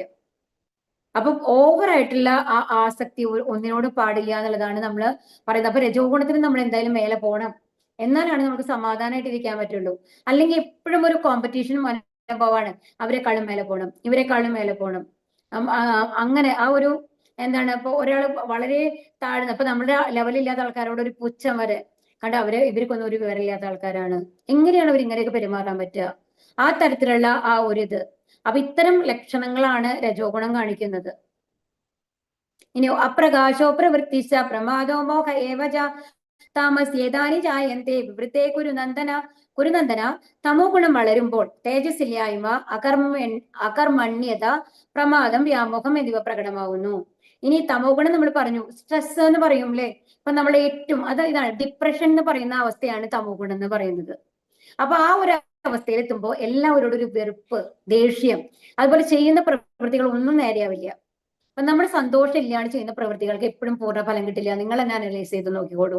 നമ്മളെ മനസ്സ് ശാന്തമാണെന്നുണ്ടെങ്കിൽ നമ്മൾക്ക് മനോഹരമായിട്ട് മറ്റുള്ളവരോട് സംസാരിക്കാൻ സാധിക്കും. പറയുന്ന കാര്യങ്ങൾ അവർക്ക് മനസ്സിലാക്കുന്ന രീതിയിൽ നമുക്ക് പറയാൻ പറ്റും. പക്ഷെ നമ്മളുടെ ഉള്ളിലെ ഒരു വെറുപ്പും ദേഷ്യവും ആണെന്നുണ്ടെങ്കിൽ ആരോടൊക്കെയുള്ള ദേഷ്യമാണ് നമ്മൾ മുമ്പിൽ കാണുന്ന ആൾക്കാരോട് കാണിക്കുക. അത് ഒരിക്കലും നല്ല രീതിയിലായിരിക്കില്ല. അപ്പൊ തമോ ഗുണമുള്ള ആൾക്കാർക്ക് എന്താണ്, തേജസ്സിൽ അവരെപ്പോഴും ഒരു എന്താ പറയാ, മൂഡ് ഓഫ് സ്റ്റേജിലാണ് ഉണ്ടാവുക. അതുപോലെ ഈ ഡ്രഗ് ഒക്കെ കഴിക്കുന്ന ആൾക്കാരാണെന്നുണ്ടെങ്കിലോ ആ ഒരു അവസ്ഥയിൽ ഒരു 2-3 മണിക്കൂർ കഴിയുമ്പോൾ അവർക്ക് ആ ഡ്രഗ് വീണ്ടും വേണം തോന്നും. എല്ലാം മറക്കാനാണ് അവർ ചെയ്യുന്നത്. അപ്പൊ അതിന് പൈസ ഇല്ലാണ്ടാവുമ്പോൾ, ഒരുപാട് പണം കൊടുത്ത് വേണം ഇതൊക്കെ കിട്ടണമെന്നുണ്ടെങ്കിൽ, അപ്പൊ അതിന് പൈസ ഇല്ലാണ്ടാവുമ്പോൾ ചുറ്റുമുള്ള ആൾക്കാരെ കൊല്ലാൻ പോലും, സ്വന്തം അമ്മയോ അച്ഛനെ പോലും കൊല്ലാൻ പോലും മടിക്കാത്ത ആൾക്കാരുണ്ടായിട്ടുണ്ടാവും. അപ്പൊ ആ ഒരു അവസ്ഥയിലേക്ക് നമ്മൾ പോവാണ്. അതാണ് തമോ ഗുണം എന്ന് പറയുന്നത്. അതുകൊണ്ടാണ് തമോ ഗുണം എന്ന് പറയുന്നത് അവർക്കും ദ്രോഹമാണ് ചെയ്യുക, മറ്റുള്ളവർക്കും ദ്രോഹമാണ് ചെയ്യുക എന്ന് പറയുന്നത്. അവർ നശിപ്പിക്കും, മറ്റുള്ളവരെ നശിപ്പിക്കാൻ ശ്രമിക്കും. അതുപോലെ ഈ കുടിച്ചൊക്കെ കഴിഞ്ഞിട്ട് വണ്ടി ഓടിക്കുന്ന ആൾക്കാർ ആലോചിച്ച് നോക്കൂ, ഒരു ആക്സിഡന്റ് ഉണ്ടാവുമ്പോൾ മുമ്പിലുള്ള വണ്ടിയിലത്തെ ആൾക്കാർ മരിക്കുമ്പോൾ അവർക്ക് നിരപരാധികളാണല്ലേ. ഇയാളുടെ ഈ തമോ ഗുണം കാരണം കൊണ്ടാണ് മറ്റുള്ളവരും കൂടി അനുഭവിച്ചത് അല്ലെ. സാത്വികർ മരിക്കുമ്പോൾ ഋഷിവര്യന്മാരുടെ നിർമ്മലങ്ങളായ ഉത്കൃഷ്ട ലോകങ്ങളിൽ എത്തുന്നു. രജോ ഗുണത്തോടെയാണ് മരിക്കുന്നതെങ്കിൽ ഫലം ഉദ്ദേശിച്ച കർമ്മങ്ങൾ ചെയ്യുന്നവർക്കിടയിൽ ജനിക്കും. തമോ ഗുണത്തിൽ മരിക്കുന്നവരാവട്ടെ മൃഗങ്ങളായിട്ടാണ് പിറക്കുക. അപ്പൊ എന്താ പറയുക, സാത്വികന്മാര്, അപ്പൊ ഈ സത്വഗുണത്തിലുള്ള ആൾക്കാർ പറഞ്ഞ അവർ സമൃദ്ധമായിട്ടുള്ള ഒരു ജീവിതമായിരുന്നു അവരുടെ, പക്ഷെ അവർക്ക് സുഖത്തോട് ഒരു ആസക്തി ഉണ്ടായിരുന്നു. അപ്പൊ അങ്ങനത്തെ ആളുകൾ മരിക്കുമ്പോൾ എന്താണ് അവർക്ക് ഹയർ പ്ലാനറ്റ്, കാരണം അവർക്ക് പാപങ്ങൾ കുറവാണ്, അതുകൊണ്ട് അവർക്ക് പുണ്യങ്ങൾ അനുഭവിക്കാനായിട്ട് ഹയർ പ്ലാനറ്റ്സിലേക്ക് പോകാൻ പറ്റും. അപ്പൊ അവിടെ എന്താ സുഖമായിട്ട് ഒരുപാട് ഒരു 10,000 വർഷമോ 1,00,000 വർഷമോ ഒക്കെ ജീവിച്ചതിന് ശേഷം, പക്ഷെ എന്താണ് ദോഷം, വീണ്ടും ഈ ഭൗതിക ലോകത്തിൽ വരണം പാപങ്ങൾ അനുഭവിക്കാനായിട്ട്. അപ്പൊ അത് കഴിഞ്ഞ് വീണ്ടും അവർ ജന്മം എടുത്ത് ഇവിടുത്തെ കഷ്ടപ്പാടുകളൊക്കെ അനുഭവിച്ചിട്ട് ഇൻ കേസ് അവര് കർമ്മഫലങ്ങളൊന്നും ഉണ്ടാക്കുന്നില്ല എന്നുണ്ടെങ്കിൽ, ഭക്തിയുത സേവനങ്ങൾ ചെയ്യുന്നു എന്നുണ്ടെങ്കിൽ ഭഗവത്ധാമത്തിലേക്ക് പോവാം. അതല്ല വീണ്ടും ഒരു കർമ്മങ്ങൾ ഉണ്ടാക്കുകയാണെന്നുണ്ടെങ്കിൽ വീണ്ടും ഈ ജയന്റ് വീലുമാരി ചുറ്റി നടന്നുകൊണ്ടിരിക്കണം. അപ്പൊ രജോ ഗുണത്തോടെയാണ് മരിക്കുന്നതെങ്കിലോ കർമ്മങ്ങൾ, ഇപ്പൊ രജോ ഗുണത്തിലുള്ള ആൾക്കാർക്ക് എന്തായാലും ഫലം ഉദ്ദേശിച്ച് നമ്മളൊരു ഫലം ലഭിക്കാൻ വേണ്ടിയിട്ടാണ് ചെയ്യുന്നത് അല്ലെ. അപ്പൊ പുണ്യവും പാപം എന്തായാലും ഉണ്ട്. അപ്പൊ അത് അനുഭവിക്കാനായിട്ട് വീണ്ടും ഭൗതിക ലോകത്തിൽ തന്നെ വരണം. അത് വന്നു കഴിഞ്ഞിട്ട് അവരുടെ കർമ്മങ്ങൾക്ക് അനുസരിച്ച് നല്ല ജീവിതമോ ജീവിതമോ ലഭിക്കാം അവർക്ക്. പക്ഷെ എപ്പോഴും ഈ ഭൗതിക ലോകത്തിൽ ഇങ്ങനെ ചുറ്റിക്കൊണ്ടിരിക്കും അവര്. ഇനി തമോ ഗുണത്തോടെ മരിക്കുന്നവരായിട്ട് മൃഗങ്ങളായിട്ടാണ് പിറക്കുക. ഇനി തമോ ഗുണത്തിലുള്ള ആൾക്കാർ പിന്നെ പറയേണ്ട, അവർ അധപ്പതിക്കും, താഴ്ത്തിക്ക് പോവാണ് ചെയ്യുന്നത്. ഒരു മനുഷ്യജന്മത്തിൽ നിന്ന് താഴ്ത്തിക്ക് പോകുന്നതാണ് മൃഗജന്മം എന്ന് പറയുന്നത്. വീണ്ടും എത്ര വർഷം, എത്ര ലക്ഷം വർഷം എടുത്താലാണ് വീണ്ടും ഒരു മനുഷ്യജന്മം കിട്ടുക അല്ലേ. അപ്പൊ നമ്മുടെ മനുഷ്യജന്മത്തിന് കിട്ടിയ ആൾക്കാര് ലക്ഷ്യം എന്തായിരിക്കണം, ഇനി വീണ്ടും നമുക്ക് താഴ്ചയും മേലെയൊന്നും നോക്കാതെ ഭഗവത്ധാമത്തിലേക്ക് പോവുക. അവിടെ പോയി കഴിഞ്ഞാൽ പിന്നെ ഈ ബുദ്ധിമുട്ടുകളൊന്നും ഇല്ലല്ലോ, വീണ്ടും വീണ്ടും നമ്മൾ പരിശ്രമിച്ചുകൊണ്ടിരിക്കണോ, വേണ്ട അല്ലേ. സത്കർമ്മത്തിന്റെ ഫലം വിശുദ്ധമാണ്, അത് സാത്വികഗുണത്തിലാണെന്ന് പറയപ്പെടുന്നു. രജോ ഗുണത്തിൽ ചെയ്യുന്ന പ്രവൃത്തിയുടെ ഫലം ദുഃഖമാകുന്നു. തമോ ഗുണത്തിലെ പ്രവൃത്തികളുടെ ഫലം മൗഢ്യവും അജ്ഞാനവും. അപ്പൊ ഇവിടെ എന്താ പറയുന്നത്, ഇപ്പൊ സത്കർമ്മം എന്ന് പറയുന്നത് നമ്മൾ മറ്റുള്ളവർക്ക് വേണ്ടി, ഇപ്പൊ ഭഗവാന് വേണ്ടി സമർപ്പിച്ച് ചെയ്യാം അല്ലെ എല്ലാ കാര്യങ്ങളും, അത് സത്കർമ്മങ്ങളാണ്. അതുപോലെ മറ്റുള്ളവരെ സഹായിക്കുന്ന കാര്യങ്ങളൊക്കെ, അപ്പൊ അതുകൊണ്ട് അത് സാത്വിക ഗുണത്തിലാണ് ഉണ്ടാവുന്നത്. അപ്പൊ അത് അവർക്കും നല്ലതാണ്, മറ്റുള്ളവർക്കും നല്ലതാണ് സത്വഗുണം എന്ന് പറയുന്നത്. ഈ രജോ ഗുണത്തിൽ ചെയ്യുന്ന പ്രവൃത്തിയുടെ ഫലം ദുഃഖമാകുന്നത് എന്താ കാരണം? നമ്മൾ നമ്മൾക്ക് വേണ്ടി മാത്രമാണ് ചെയ്യുന്നത്, മറ്റുള്ളവർ നന്മ ഉദ്ദേശിച്ച് ചെയ്യുന്ന കാര്യങ്ങളല്ല. അപ്പൊ അത് എപ്പോഴും നമ്മൾക്ക് ദുഃഖമാണ് ഉണ്ടാക്കുക. കാരണം എല്ലാ കർമ്മങ്ങൾക്കും നല്ല ഫലം ലഭിക്കും, അതിന് വിജയമായിരിക്കും കിട്ടുക എന്നുള്ളത് നമുക്ക് ഉറപ്പ് പറയാനായിട്ട് സാധിക്കില്ല. അപ്പൊ എല്ലാവരുടെ ജീവിതത്തിലും ദുഃഖങ്ങളാണ് ഉണ്ടാവുന്നത്. കാരണം ഒരു ജയം എന്ന് പറയുന്നത് അത് കുറച്ചു നേരത്തേക്കാണ്. അത് കഴിഞ്ഞാൽ അതിന് മേലത്തെ ആഗ്രഹങ്ങൾ വരുമ്പോ ആദ്യം കിട്ടിയതിന്റെ സന്തോഷം നമ്മൾക്ക് ഇല്ലാണ്ടാവും. അപ്പൊ പൊതുവെ ദുഃഖമാണ് രജോ ഗുണത്തിന്റെ ഫലം എന്ന് പറയുന്നത്. ഈ തമോ ഗുണത്തിലുള്ള ആൾക്കാർക്കോ അവർക്ക് മൗഢ്യവും അജ്ഞാനവും, അവർക്ക് എന്താ ചെയ്യേണ്ടതെന്ന് അറിയില്ല, അവരും സന്തോഷിക്കില്ല, ബാക്കിയുള്ളവരെയും സന്തോഷിക്കില്ല. ഇപ്പൊ രജോ ഗുണത്തിൽ അറ്റ്ലീസ്റ്റ് വന്നിട്ട് അവർക്ക് ദുഃഖമുണ്ടെങ്കിൽ അവർ മറ്റുള്ളവർക്ക് ദ്രോഹം ചെയ്യുന്നില്ല. തമോ ഗുണത്തിൽ എങ്ങനെയാണ്? അവർക്കും ദ്രോഹമാണ്, മറ്റുള്ളവർക്കും ദ്രോഹമാണ്. അതാണ് ഇപ്പൊ നമ്മൾ ഡ്രഗ് അഡിക്റ്റിനൊക്കെ പറഞ്ഞ പോലെ, ഡിപ്രഷനൊക്കെ പറഞ്ഞ പോലെ, മറ്റുള്ളവരെ ഉപദ്രവിക്കുന്ന ആൾക്കാര്, ടെററിസ്റ്റ്, അവരൊക്കെ. അപ്പൊ അവർക്ക് എന്താ ഉണ്ടാവുന്നത്?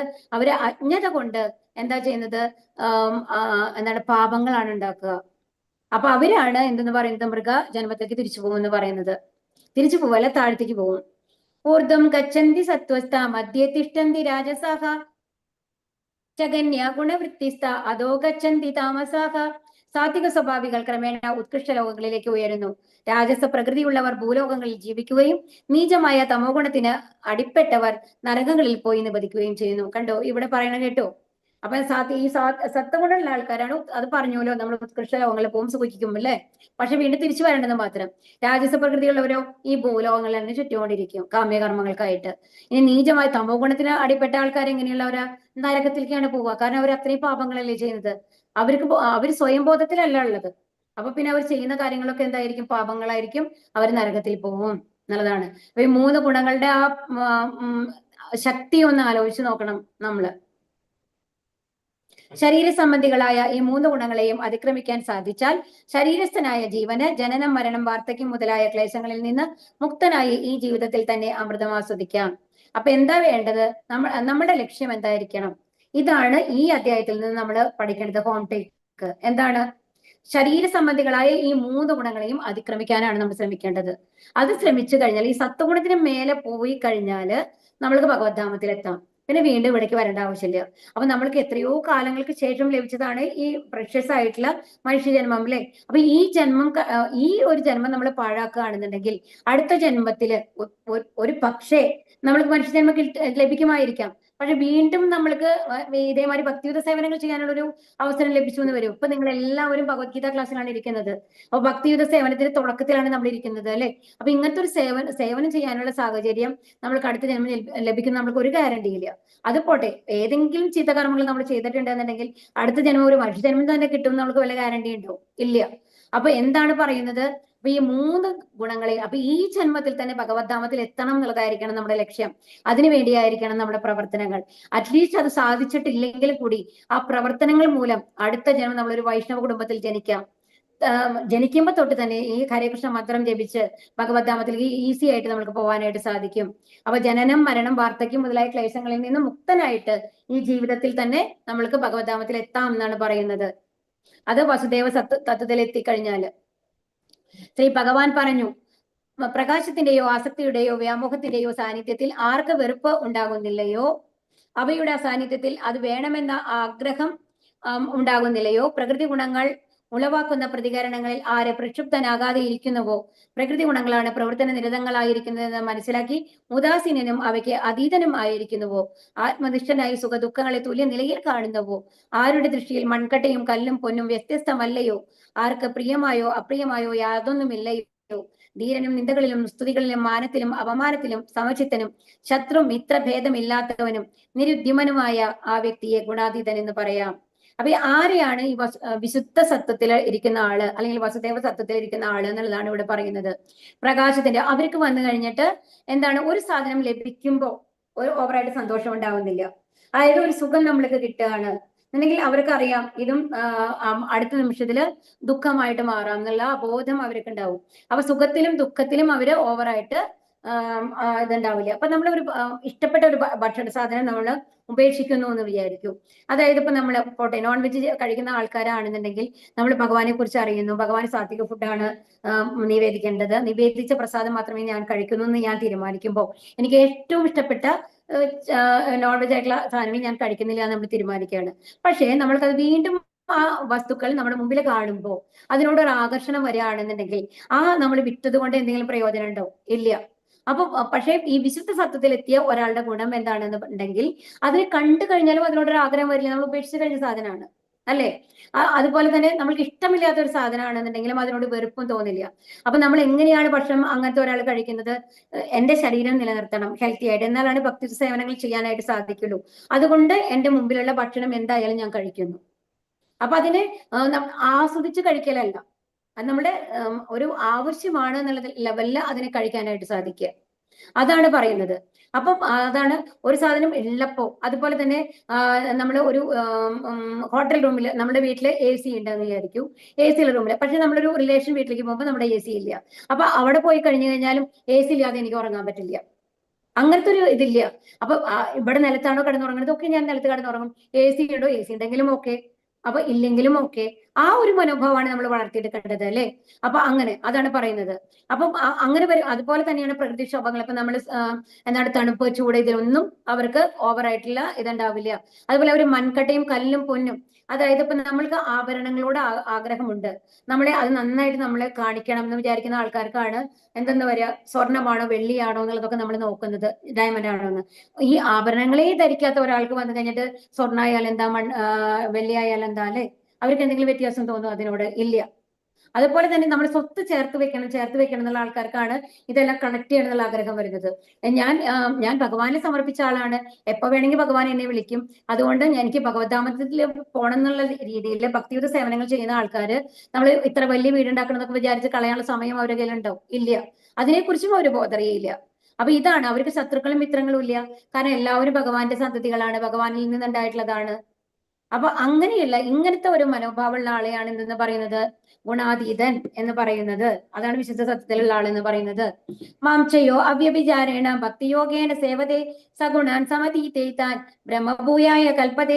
ഏത് പരിസ്ഥിതിയിലും പിഴയ്ക്കാതെ ഭക്തിപൂർവ്വം ഭഗവത് സേവനത്തിൽ ഏർപ്പെടുന്നവർക്ക് വേഗത്തിൽ ഭൗതിക പ്രകൃതിയുടെ ത്രിഗുണങ്ങളെ അതിക്രമിച്ച് ബ്രഹ്മപദത്തിലെത്താം. അപ്പൊ ഇവിടെ എന്താ പറയുന്നത്? അപ്പൊ ഏത് പരിസ്ഥിതിയിലാണെങ്കിലും നമ്മൾ എന്ത് ചെയ്യണം? ഭക്തിപൂർവ്വം ഭഗവത് സേവനങ്ങൾ ചെയ്യണം എന്നുള്ളതാണ് പറയുന്നത്.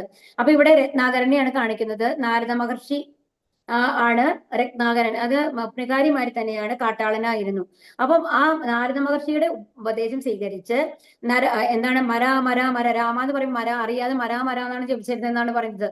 എന്നിട്ട് വേദജ്ഞാനം ലഭിച്ച് വാൽമീകി മഹർഷിയായിട്ട് രാമായണം രചിച്ചു, അല്ലെ? അപ്പോ എത്ര അധമമായിട്ടുള്ള ഒരു അവസ്ഥയിൽ നിന്നാണ് ഈ വാൽമീകിയായിട്ട് മാറിയത്. അപ്പൊ ഏത് അവസ്ഥയിൽ നിന്നും നമ്മൾക്ക് ഭഗവത് സന്നിധിയിലെത്താം. അപ്പൊ ഇവിടെ എന്താ പറയുന്നത്? അപ്പൊ നമ്മള് ഒരു സ്റ്റോറി ഉണ്ട്. അപ്പൊ ഇത് പറഞ്ഞ ഏത് അവസ്ഥയിലും നിന്ന് ഭഗവാനെ സേവിക്കാനായിട്ട് കഴിയുക, ആ മനസ്സുണ്ടാവുക. അപ്പൊ ഒരു കഥയുണ്ട്. ഒരു പ്രോസ്റ്റിറ്റ്യൂട്ടും ഒരു ബ്രാഹ്മണനും അടുത്തടുത്തുള്ള വീടുകളിലായിരുന്നു താമസം. അപ്പൊ ആ വീടിന്റെ അടുത്ത് ഒരു അമ്പലമാണ് ഉള്ളത്. അപ്പൊ ആ ബ്രാഹ്മണനാണെന്നുണ്ടെങ്കിൽ ആ അമ്പലത്തിൽ പൂജ ചെയ്യാണ്. അപ്പൊ ഡെയിലി കീർത്തനങ്ങൾ ചൊല്ലും, അവിടെ നിറയെ ആൾക്കാർ വരും, അയാൾ അതിനെക്കുറിച്ച് പറയും, അതൊക്കെ ഓക്കെയാണ്.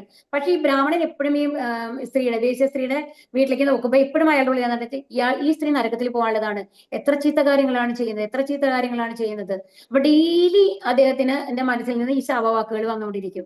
പക്ഷെ ഈ വേശ്യസ്ത്രീ ആവട്ടെ എന്താണ്, ഈ ബ്രാഹ്മണനെ കാണുമ്പോൾ എത്ര ഭാഗ്യം ചെയ്താണ് ഈ ബ്രാഹ്മണന്റെ ജന്മം, എപ്പോഴും ഭഗവാന്റെ സേവനങ്ങൾ ചെയ്തുകൊണ്ടിരിക്കുകയാണ്.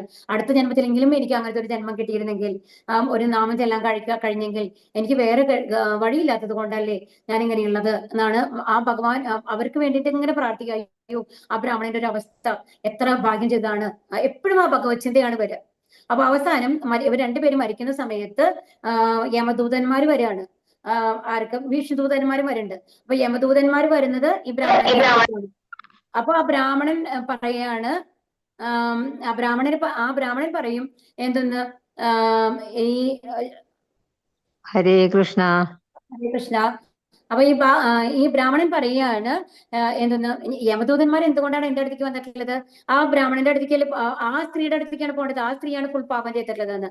അപ്പൊ പറഞ്ഞ് മനസ്സിലാക്കുകയാണ്, നിങ്ങളുടെ മനസ്സിൽ എപ്പോഴും ആ സ്ത്രീയോടുള്ള ഒരു ശാപവാക്കുകളാണ് വന്നിരുന്നത്.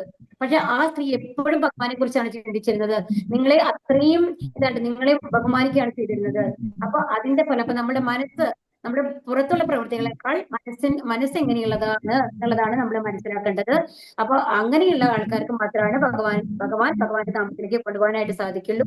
അപ്പൊ ഭക്തിയുടെ സേവനങ്ങൾ ചെയ്ത് ഹരേ കൃഷ്ണ മന്ത്രം ജപിച്ച് നമ്മുടെ മനസ്സിനെ ശുദ്ധീകരിക്കണം. നമ്മൾ 10 ഗുണത്തിന് മേലെ പോകണം. അപ്പോഴാണ് നമ്മൾക്ക് ഭഗവാനെ പ്രാപിക്കാനായിട്ട് സാധിക്കുക. അത് ഈ ജന്മത്തിൽ തന്നെ സാധിക്കും എന്നുള്ളതാണ് ഭഗവാൻ നമ്മൾക്ക് ഉറപ്പ് തരുന്നത്.